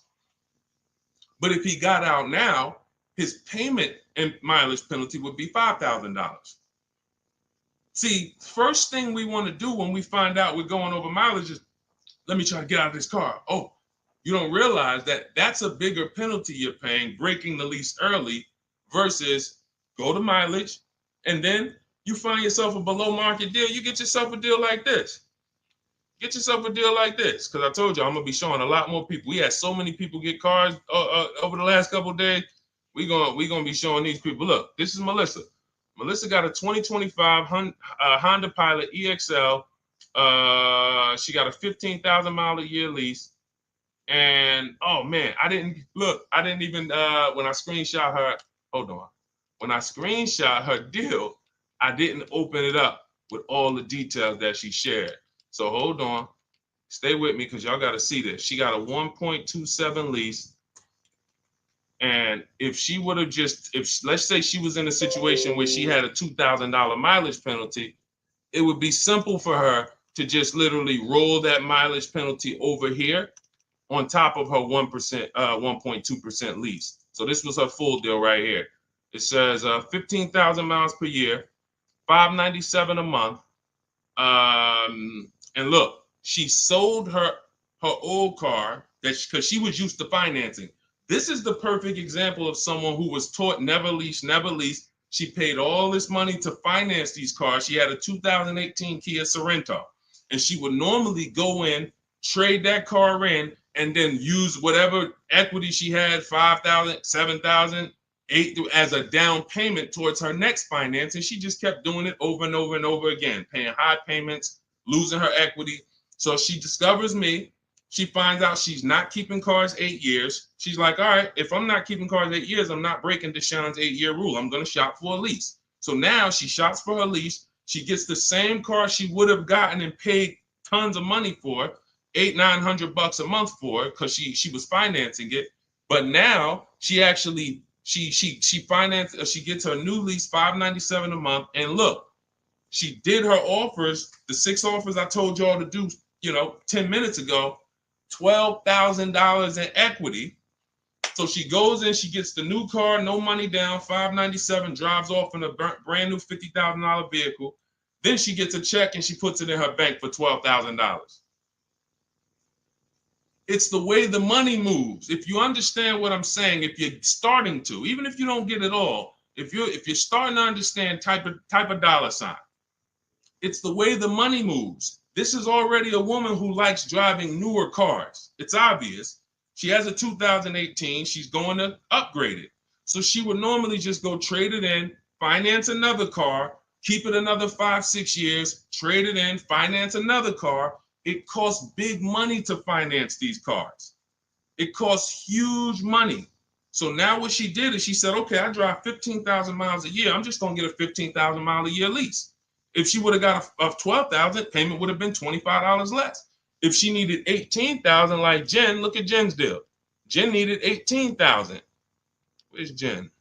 Here she is. Look, she says $512 a month. She got a CRV hybrid, and some of these vehicles are very in demand. So when you see vehicles that are closer to the 1% leases, these are vehicles that have bigger rebates, more support behind them. And sometimes you see vehicles that are 1.2, 1.3. They have a little less support from the manufacturer, but you still need to shop to get great lease deals because most people are paying, either huge down payments or then, they're paying over 1.5%. Again, let's stay on topic though. If you look at Jen, she said my payment was $512. I bumped it up because I wanted 18,000 miles a year to $563. Look, she shopped the payment. She shopped her deal from home the way we teach. She got 25 dealers to get involved online, never talked to them, got bids, used my email scripts, and she said, okay, my best deal for 12,000 miles is $512 a month. All right, now bump me up to 18,000. So she's getting, a lot of people would have just signed the 12,000 and then been talking about penalties that they're paying because they didn't get what they need. We teach something called choosing your mileage wisely. She paid $40-50 a month and she can drive her 18,000 miles a year, take her trips, do her crossroads, go see her kids in college and not have to worry about anything for $40-something more a month. It's the pennies. That's called being penny wise. Some people will be penny, that's called being dollar wise. Some people will be penny wise. It's called penny wise, dollar foolish. You have to get the mileage you need on a lease. And if you choose your mileage wrong, don't blame the lease. The lease is not a real person. The lease only goes what you put in. If you tell them, work me a lease payment with no money down, that's how they're going to customize it. If you say put the taxes and fees in the payment and give me offers, that's how they're going to customize it. You might have to tell them 2 or 3 times because they're so used to just telling people, hey, we need $5,000 down. So you might have to tell them that, but the lease is based on you. If you say, hey, I need 25,000 miles a year to drive, that's what they're going to quote you. That's what they're going to customize. So we always shop with 12 and then we adjust our mileage later. But that's what you need to see, Nairobi. So you're going to see, use that calculator I put the link for. It'll tell you whether it makes sense to get out now, later, or at the end. But the last thing I want you to compare that to is the equity assessment. I want you to go to CarMax, go to Driveway, go to Carvana, go to KBB Instant Cash Offer, go to Driveway, go to AutoNation, go to Car Gurus, get those 6 cash offers because you may be able to sell your car. And in which case, if you sell your car, all is forgiven. If you sell your car, there's no penalties, there's no nothing because you're actually transferring the title and the buyer is paying the company off. So do that equity assessment. But when you go to those websites, you must put in, when they ask you, is it a finance, lease, or own, put own. Don't put lease because it triggers something in their websites. Now, if y'all are like, you're like Deshone, I'm not going to remember all of this. Get the blueprint.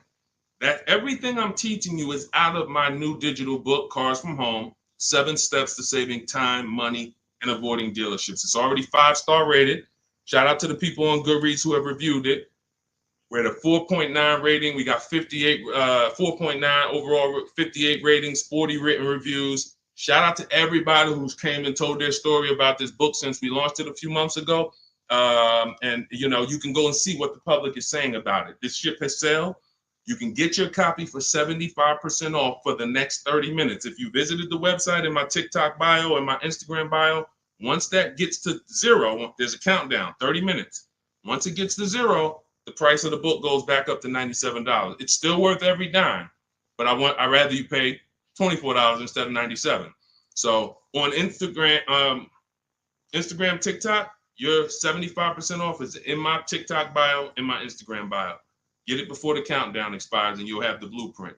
On Facebook and YouTube, we have a link in the comments for you pinned for you to get your copy for 75% off for 30 minutes only. Again, if you're like Deshone, this is good, but there's no way I'm going to remember all of this. You can watch the replays, get it however you want it. Our system is step-by-step, and it doesn't involve talking. Everything we do is online tools. Okay, go ahead, Dolan. Let me take a sip of water. Next question. And you can buy more miles on the lease. That's a good point. A lot of people don't know that though, Tim. They really don't. You know, they might have signed a bad lease or heard somebody sign a bad lease, and then, you know, usually what signing a bad lease is overpaying for it or not getting the mileage you need, or both. You get them. I've had people who know they're not going to drive 10,000 miles a year, but because it's $40 a month less, or because they don't know, just pay $40 more and get what you need. They'll just take the 10,000. It's a horrible decision, and it leads to a terrible lease experience. All right, this is Teneros. How much should I put down as a down payment? It's a great question. So what you want to do is understand that down payment is nothing but payment management. It is not deal management. You don't want to fool yourself into thinking that because you got a good payment, you got a good deal. That's what down payments typically can do to a person who's not really good with math. You'll say, all right, I need to get my payment to 400. Now you're looking at a car you like, and you're like, I need to get my payment to 400. Now they tell you, okay, well, you end up putting $10,000 down and your payment's 400, and you think, okay, I got a deal. I'm at my payment. You didn't. You are doing one of the cardinal sins that we don't do here at Cars from Home. You're mixing transactions together. What does that mean? Almost everybody who's financially savvy when it comes to cars is going to separate their loan from the purchase price of the car. These two things are unrelated. You shop for the price of the car separate from the monthly payments. Because when you separate, you realize one thing. When most people are giving car dealers 3 transactions and not realizing it, they're buying a car from them. That's one transaction. They're giving their loan to them, or they're letting the dealer get them a loan. That's another transaction. And then they're trading in their car to them. That's a third transaction. So a person looks at it as one. I just made a deal with a dealership. No, you just actually did 3 transactions in one. And what happens, the reason why that's so bad is because you can't bid any of them out. In order to make sure you got a great deal, you need a great deal on each of those 3. The car you need to replace, you need to get the most money for that. The most money comes from bidding it out on the market with the strategies I just said 5 minutes ago with the companies that I just named, the equity assessment process. That's bidding that out. Now, we bid out our loans. Who's going to give us our loan? Who's going to give us the best interest rate?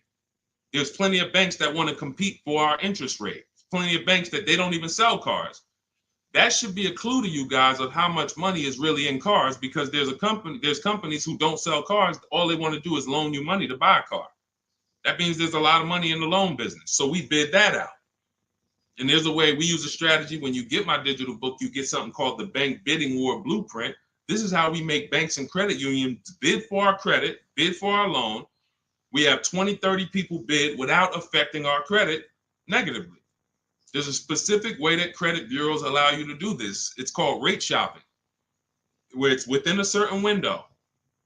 But if you're getting pre-approvals with hard credit pulls and then you're going out shopping, you're not going to be able to do this, because you're going to get a hard credit pull here. Then a month later, you go find your car. That pre-approval expires. Now you got to do another hard credit pull. You already hit your credit twice, and you're outside of the rate window. It's just what most people are doing. And that's why when you get a pre-approval, most people become scared to shop now, because they don't want to let anyone else run their credit. So you're limiting yourself. But the Bank Bidding War shows you how to have unlimited people bid for your interest, and we do that after we find our car. But the third transaction is when we're going to buy a car now.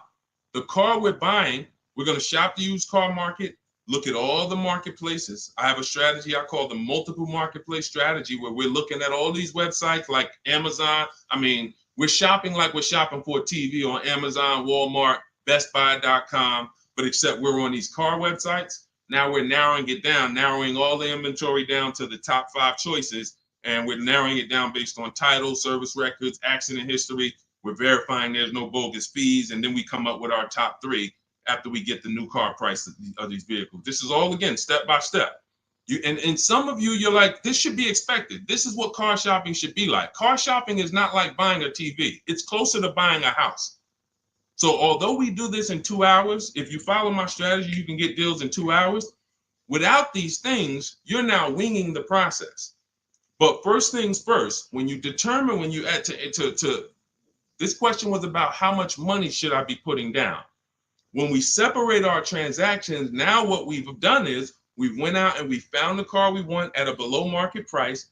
Now we go to our lenders and we start the bidding process and we say, okay, who's going to give me the best interest rate? And whoever gets me the best interest rate, now I put it together with the car that I have on hold.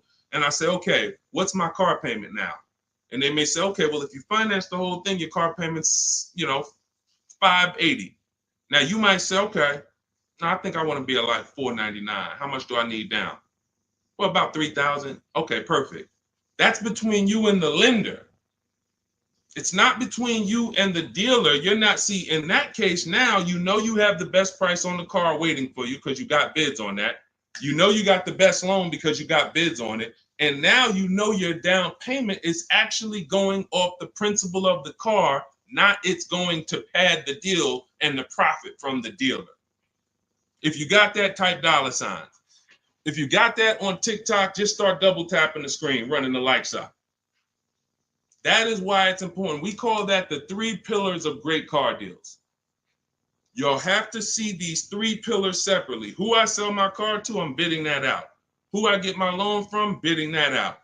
Who I buy my car from, bidding that out. And that allows you to sit at your computer and make all the money on your car deal and have these deals that, all of these people are making these deals at home. Look, this is India. She said she started using my strategies last year, but she shopped the market at the time. She was shopping for a Toyota Corolla, and she did not like the offers at the time. That's the benefit of starting these strategies way before you need a car. Look, we got people who get cars in 3-4 days, but when you have time, you can shop the market. She didn't like how the offers looked, and she waited. She said the best of all my offers were over 1.5% with no money, with no one budging on my counter offers. Fast forward 2024, I had to find a car in 2 weeks, so I got to work. In about 5 days, I walked out with a 2024 Hyundai Elantra Limited, $36,000 for 36 months, $12K, $365 a month, no money down. Boom, $365 a month, no money down.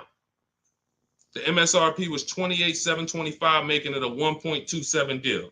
People would kill right now to be able to buy a car, drive a brand new, dependable car, fully warranted car, shop from home, never had to be stressed out in a dealership, begging for discounts. She's sitting at home and she drives off at $365 a month, brand new car, no money down. This is what it's about, people. It's about learning the strategy so that you keep the most money in your household. Okay? Everything I'm teaching you, everything India used is in my new digital book, Cars from Home, 7 Steps to Saving Time, Money, and Avoiding Dealerships. You can get your copy as part of our launch offer for 75% off in my TikTok bio or in my Instagram bio, but it's only for 30 minutes. After 30 minutes, the price goes back up to the $97 price, which is still great. If you missed it, and you're like, Deshone, I missed it, but I need these strategies. Listen, it's $70-something more. And the strategies you're going to use to save we can't even quantify it. We showed you earlier, somebody saved 25 grand off their price, almost 30 grand off her Mercedes. You've seen discounts of 6,000-7,000. You've seen ridiculous pay. It doesn't matter. The value you're going to get far outweighs the cost. And here's one thing. Financially wise people look at value. Financially foolish people look at cost. Let that sink in. Okay, those of you on YouTube and Facebook, I have a comment below for you. We have a comment pinned. You can hit the link below. You'll see the 75% off. Now, make sure when you get your book at the 75% off, if you get there before the 30 minutes is up, make sure as soon as you purchase, it says screenshot the thank you page. You'll see I put on that page, your book is below. You can click it to open it immediately, save it to your phone, save it to your computer, and I also email you a copy. But I want you to screenshot that page so you can have my support team's email. Every now and then we get people that typing so fast, you actually type your email in wrong. and then you didn't save the book right there on the thank you page. So now, how am I getting my book? You got the support team email. They're 7 days a week. Email, hey, I think I might have typed something wrong. I don't see my book. It's not in my spam folder. Get my team so we can get you the book immediately. So you can have these strategies, protect your family's money, shop with confidence, enjoy car shopping. I enjoy shopping. These people are like, enjoy. Look at what Adina said. Look at what Adina said at the end. She said, thanks to Sean. Hold on. Thanks to Sean for making the car buying process easy. And I want to upload this because it got cut off too. So I'm going to upload this. Thank you for making the car buying process easy. I want you enjoying car shopping. You're about to spend a ton of money. Why should you dread? Look what she said. Last sentence. If you're on Instagram or if you're on YouTube, you can see it. So, all right, Dolan, next question. Let's fly through a couple more. We still got some more time. Come on, y'all, keep typing. Lalia, yes, we send emails out all the time. In fact, everyone who had the book, I literally sent a new copy out to everybody on our list. It was like 9,000 people, maybe a month ago.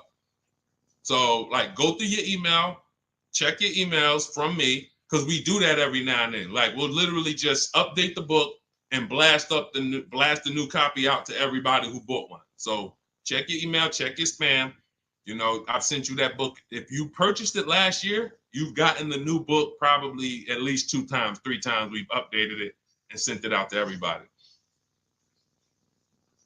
Okay, Kevy Kev, good to see you. What are the basic pros and cons of leasing? I know nothing about it, but my husband's considering it. Good question. Let's talk about the cons of leasing first, because I speak a lot about the benefits. The cons of leasing are you always have a payment. Now, some people who buy cars and they always trade them in as soon as they pay them off, or they trade them in before they paid off, they replace them before they paid off. Like, you know, we had the young lady earlier on the stream. She said, I still owe $18,000. I'm about to go and buy another vehicle. So she's always used to a payment anyway. So that's a con. You're always going to have a payment. Another con is you can't beat the car up and not realize the losses. Now, let me be clear on this. People think when they own a car, they can do anything they want to it and not realize the losses. But I want to be clear. If you follow me, let's say a person buys a car, you own it, you put a lift on it, a big exhaust system, one of the big, the joint is loud. You customize that car. Did you raise the value or lower the value of the car? Type it in. Did you raise the value or lower the car? If a person does all of that stuff, customizes the car, did they raise the value or lower it? Thank you, Cam Newton. Lowered it. So let's say a person was going to sell a car, and somebody looked at it and said, hey, how much is you going to pay? You know, they're going to pay $20,000 to buy your car. Now, you're like, okay, perfect. Now you go and you do all of this stuff to it, put the engine, put the exhaust on it, boom. You come back 2 days later, and you're like, hey, yeah, I want to sell you the car for $20,000. Now, they hear that new exhaust. They hear all that stuff you put on. They're like, nah, I can't give you $20,000 for that. And that thing probably worth $16,000 now. I don't know. What'd you do to it? So I'm trying to get you to see what I call the unseen expense. This is depreciation. Everything we talk about when we talk about leasing versus buying, we're taking into account how we're going to avoid major depreciation. But people who purchase don't often think that they don't actually understand that whatever they do to that car, if they drive 40,000 miles on it, they just lost money. If my car was worth 20 today and then I drive 30,000 miles this year, that car is going to be worth 10. I'm destroying the value. So you pay for it either way. So when I say that one of the cons of leasing is that you can't do anything you want to the car, well, you can't without paying for it, but you also can't when you own it without paying for it. But if you do that, you have to restore it to its original condition. Now, another con of leasing is you have to be able to estimate around about how much you're going to drive. So people who are like doing Uber or something, you don't know how much you're going to drive.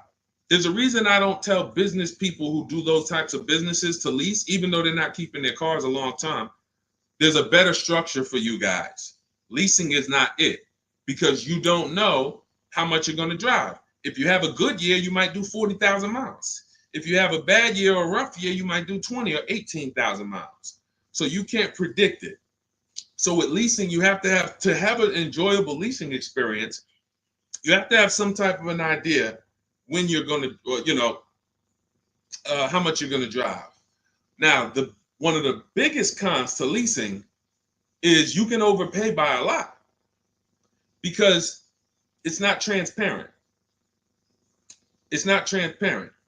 Could everybody who shares, there are a couple people on here, you always share the broadcast. I appreciate you. We need you. Can you hit the share button, hit that arrow, hit that paper plane, and tag one friend in, just in case they might be going to the dealership tomorrow. We need to make sure that they have what they need to win. So shout out to the sharers. We can't do this without you.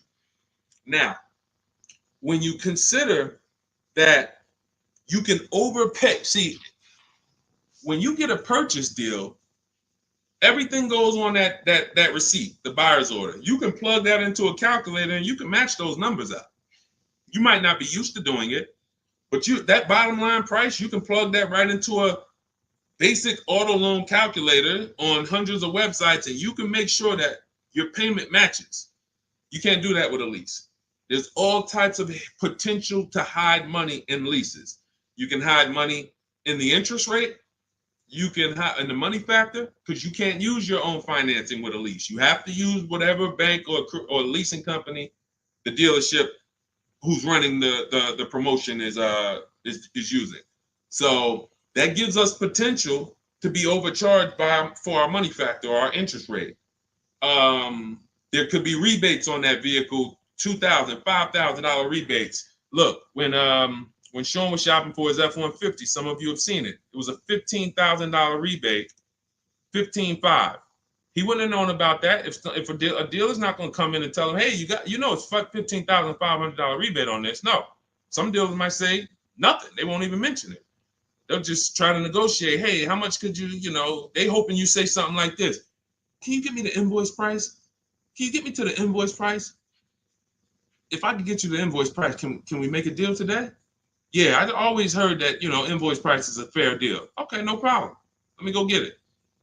So they're not going to tell you anything about, hey, we got $15,000. He didn't ask about the rebates. He didn't ask nothing about rebate. He don't know anything about the rebates. Let's go take off $5,000, get him the invoice price. We're going to make $20,000 profit on this deal. So this is how it works. This is how it works. So with a lease, you could have the same types of incentives. And the thing about leasing is when you go from a finance to a lease, your payment is naturally going to be lower. Even if you get a bad deal, your payment's going to be lower. If you're used to buying $50,000 cars and paying $900 or $1,000 a month and putting 10 grand down, that same $50,000 car is going to lease out for like $800 with a bad deal. So people will walk in and think they won. Oh man, it's lower. It's lower than when I used to buy these.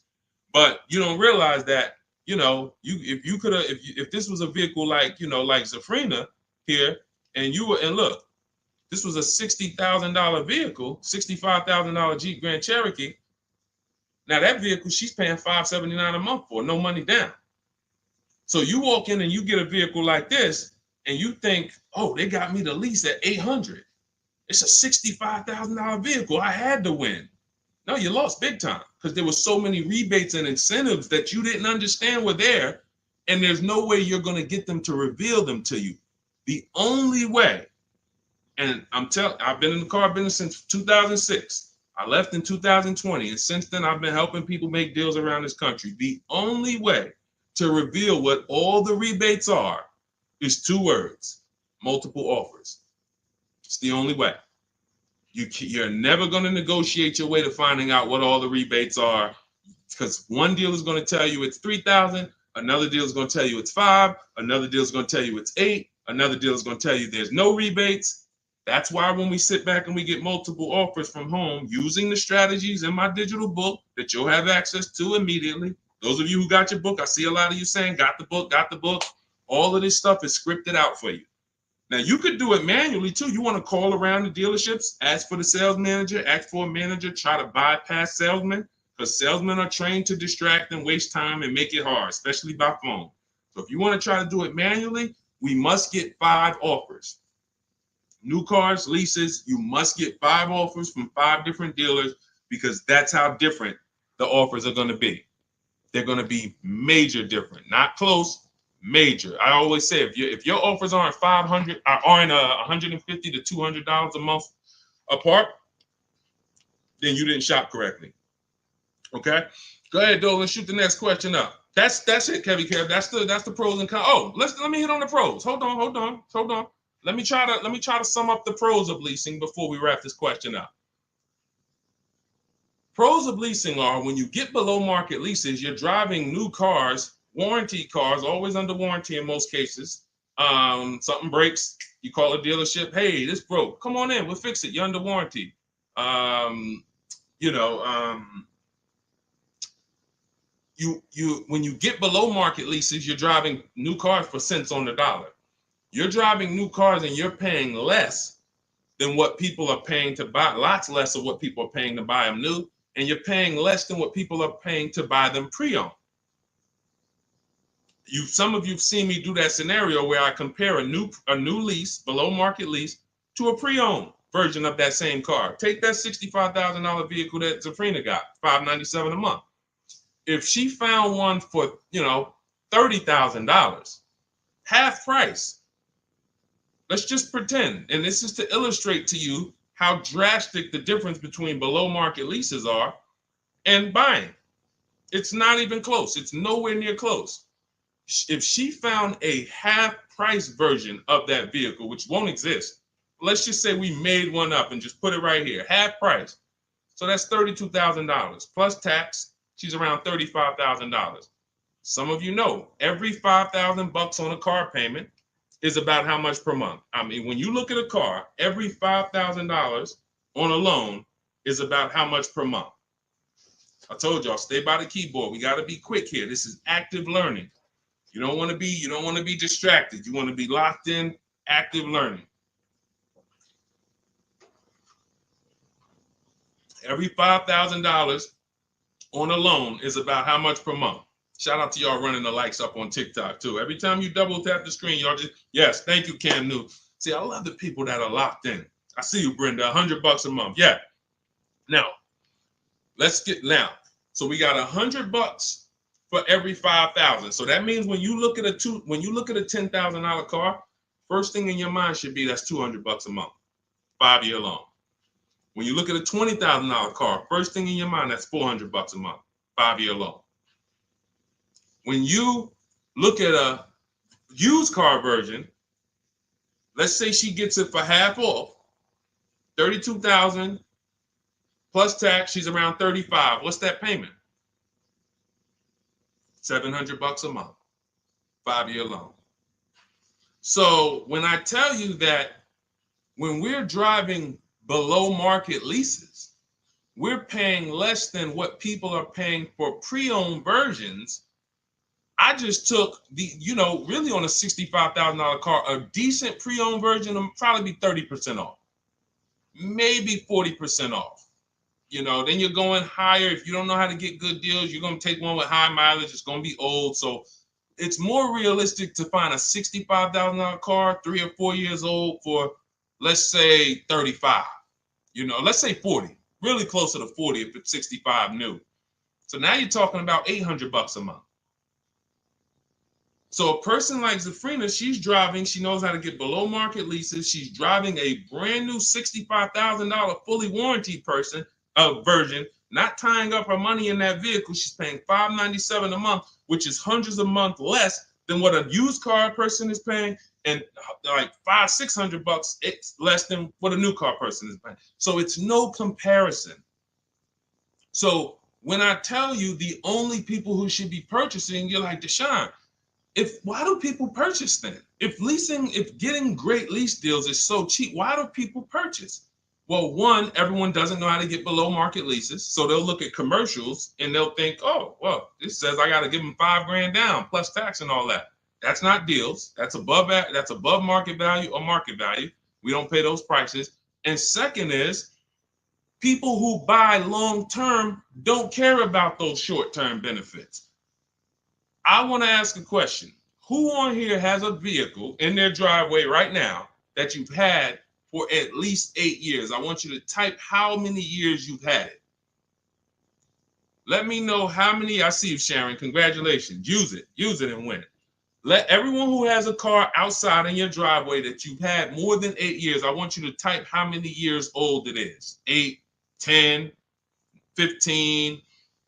Okay, Harold, he has one for 9 years outside. Sugar Lump, 19 years. Mr. Living Right, 8 years. Perfect. Dwayne Perkins, I see you, 22 years. Look, Julia Murray, 16 years. Look, Brenda, 8 years. Now watch this. Ralph, I see you, 10 years. 8 years or more is when we buy.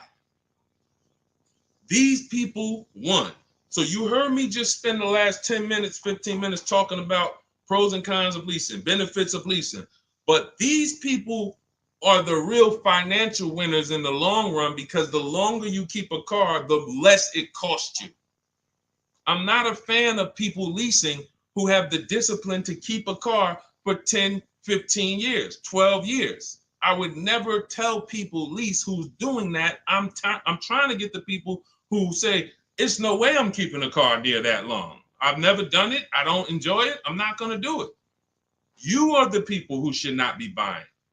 Because the great thing about having a car 8 years is you'll see something. This is the depreciation cycle. This is how owners lose money on their leases, on their cars. When you purchase your car, one day when you buy it, it's worth this. 5 years down the line, it's worth this. 10 years down, 10 years, but here's the thing. After about 8 years, 7, 8 years, now the depreciation starts to level out. You're not losing that much money in depreciation anymore. Your car today, all of you who just typed, whatever your car is worth today, most likely it's going to be worth that next year too. If your car is worth $5,000 today, a year from now, it's going to be worth about $5,000. You beat depreciation. That's when it makes sense to purchase, when you have those values. These people, look, we call these cars keepers. When a transmission goes out on the car, you know what people who are not programmed, you're not a keeper, you know what you do? Transmission's out. You gotta go get a new car. When the transmission goes out for some of these guys, what are they doing? They go get another transmission and put it in the car. That's what you do. That's what you do. So there's two sides to be on. You're a long-term side. That means, like my dad, he bought a truck 2013. 6 years later, the engine went out. He got a used motor, put it in there. He's still driving it. He's about to sell it for a couple $1,000s now.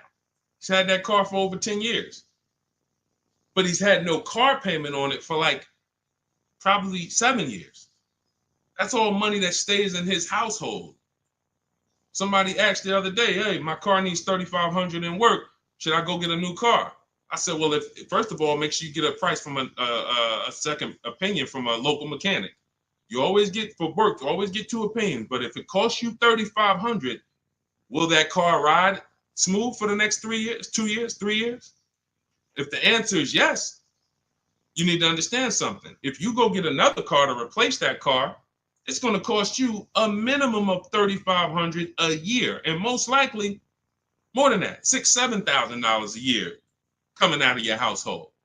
So do you want $3,500 one time and now I got no car payment, I keep my bills low? Or do you want to go get a new car payment that's $400 a month? Now what is that? $400 a month times 12, that's $4,800 a year for the next 5 years or whatever. The cost of replacement, guys, is always more than the cost of keeping that vehicle running. That's why you want to have that car paid off before the 10th birthday, and you want to set aside money for maintenance and repairs. Whatever you were paying on your car payment, $400 a month. All right, my car is paid off. Now take $100 or $200, put it into an emergency fund. So when that car breaks down or something needs, hey, no problem. It's in the emergency fund. But I'm keeping that car, because the longer I keep that car, the less money I pay for a car, the more money I keep in my household. So that's how you purchase, because you're buying a depreciating asset. You have to go long term with it. It's going to go down in value like this sharply for the first 5-6 years. It's going down, losing thousands. But once it levels out, that's when you really want to own it, because now we good. Things paid off. I ain't got to worry about it. But as soon as people come through that deep depreciation, that's when they go and trade the car in, and they do it all over again, over and over again. These are the people who I'm trying to get you to understand leasing. You're in the wrong structure. So it's very simple. You're not keeping your next car 8 years, you should be leasing, shopping for below market leases. You're keeping your next car at least 8 years, you're shopping for a below market purchase. And all of this is in my step-by-step book. This is the first step. Leasing versus buying. I call it the most important question. We got to put your deal on the right foundation, and then we go get a below market deal. So for everything I'm teaching right now is out of my new digital book. You can grab your copy for 75% off. It's normally $97. If you want the entire blueprint, and you guys see the comments, you see the comments people making, man, get the book. Get the book. You see it. So you can go to, thank God we have approaching 10,000 people who have the book. Thank God. We are getting this in a lot of people's hands. People love the welcome offer. And the same people who are using it would look back and say, Deshone, I would have paid the $97 knowing what I know now and what I'm seeing in this book. But to get it at 75% off, $25, even more value. But it's only for 30 minutes. In my TikTok bio, in my Instagram bio, click that link that says 75% off. In my YouTube comments or Facebook comments, we have a comment pinned for you for your 75% off. But once that timer hits zero, guys, it does go back up to $97, which is the normal price. And it's worth every dime at $97.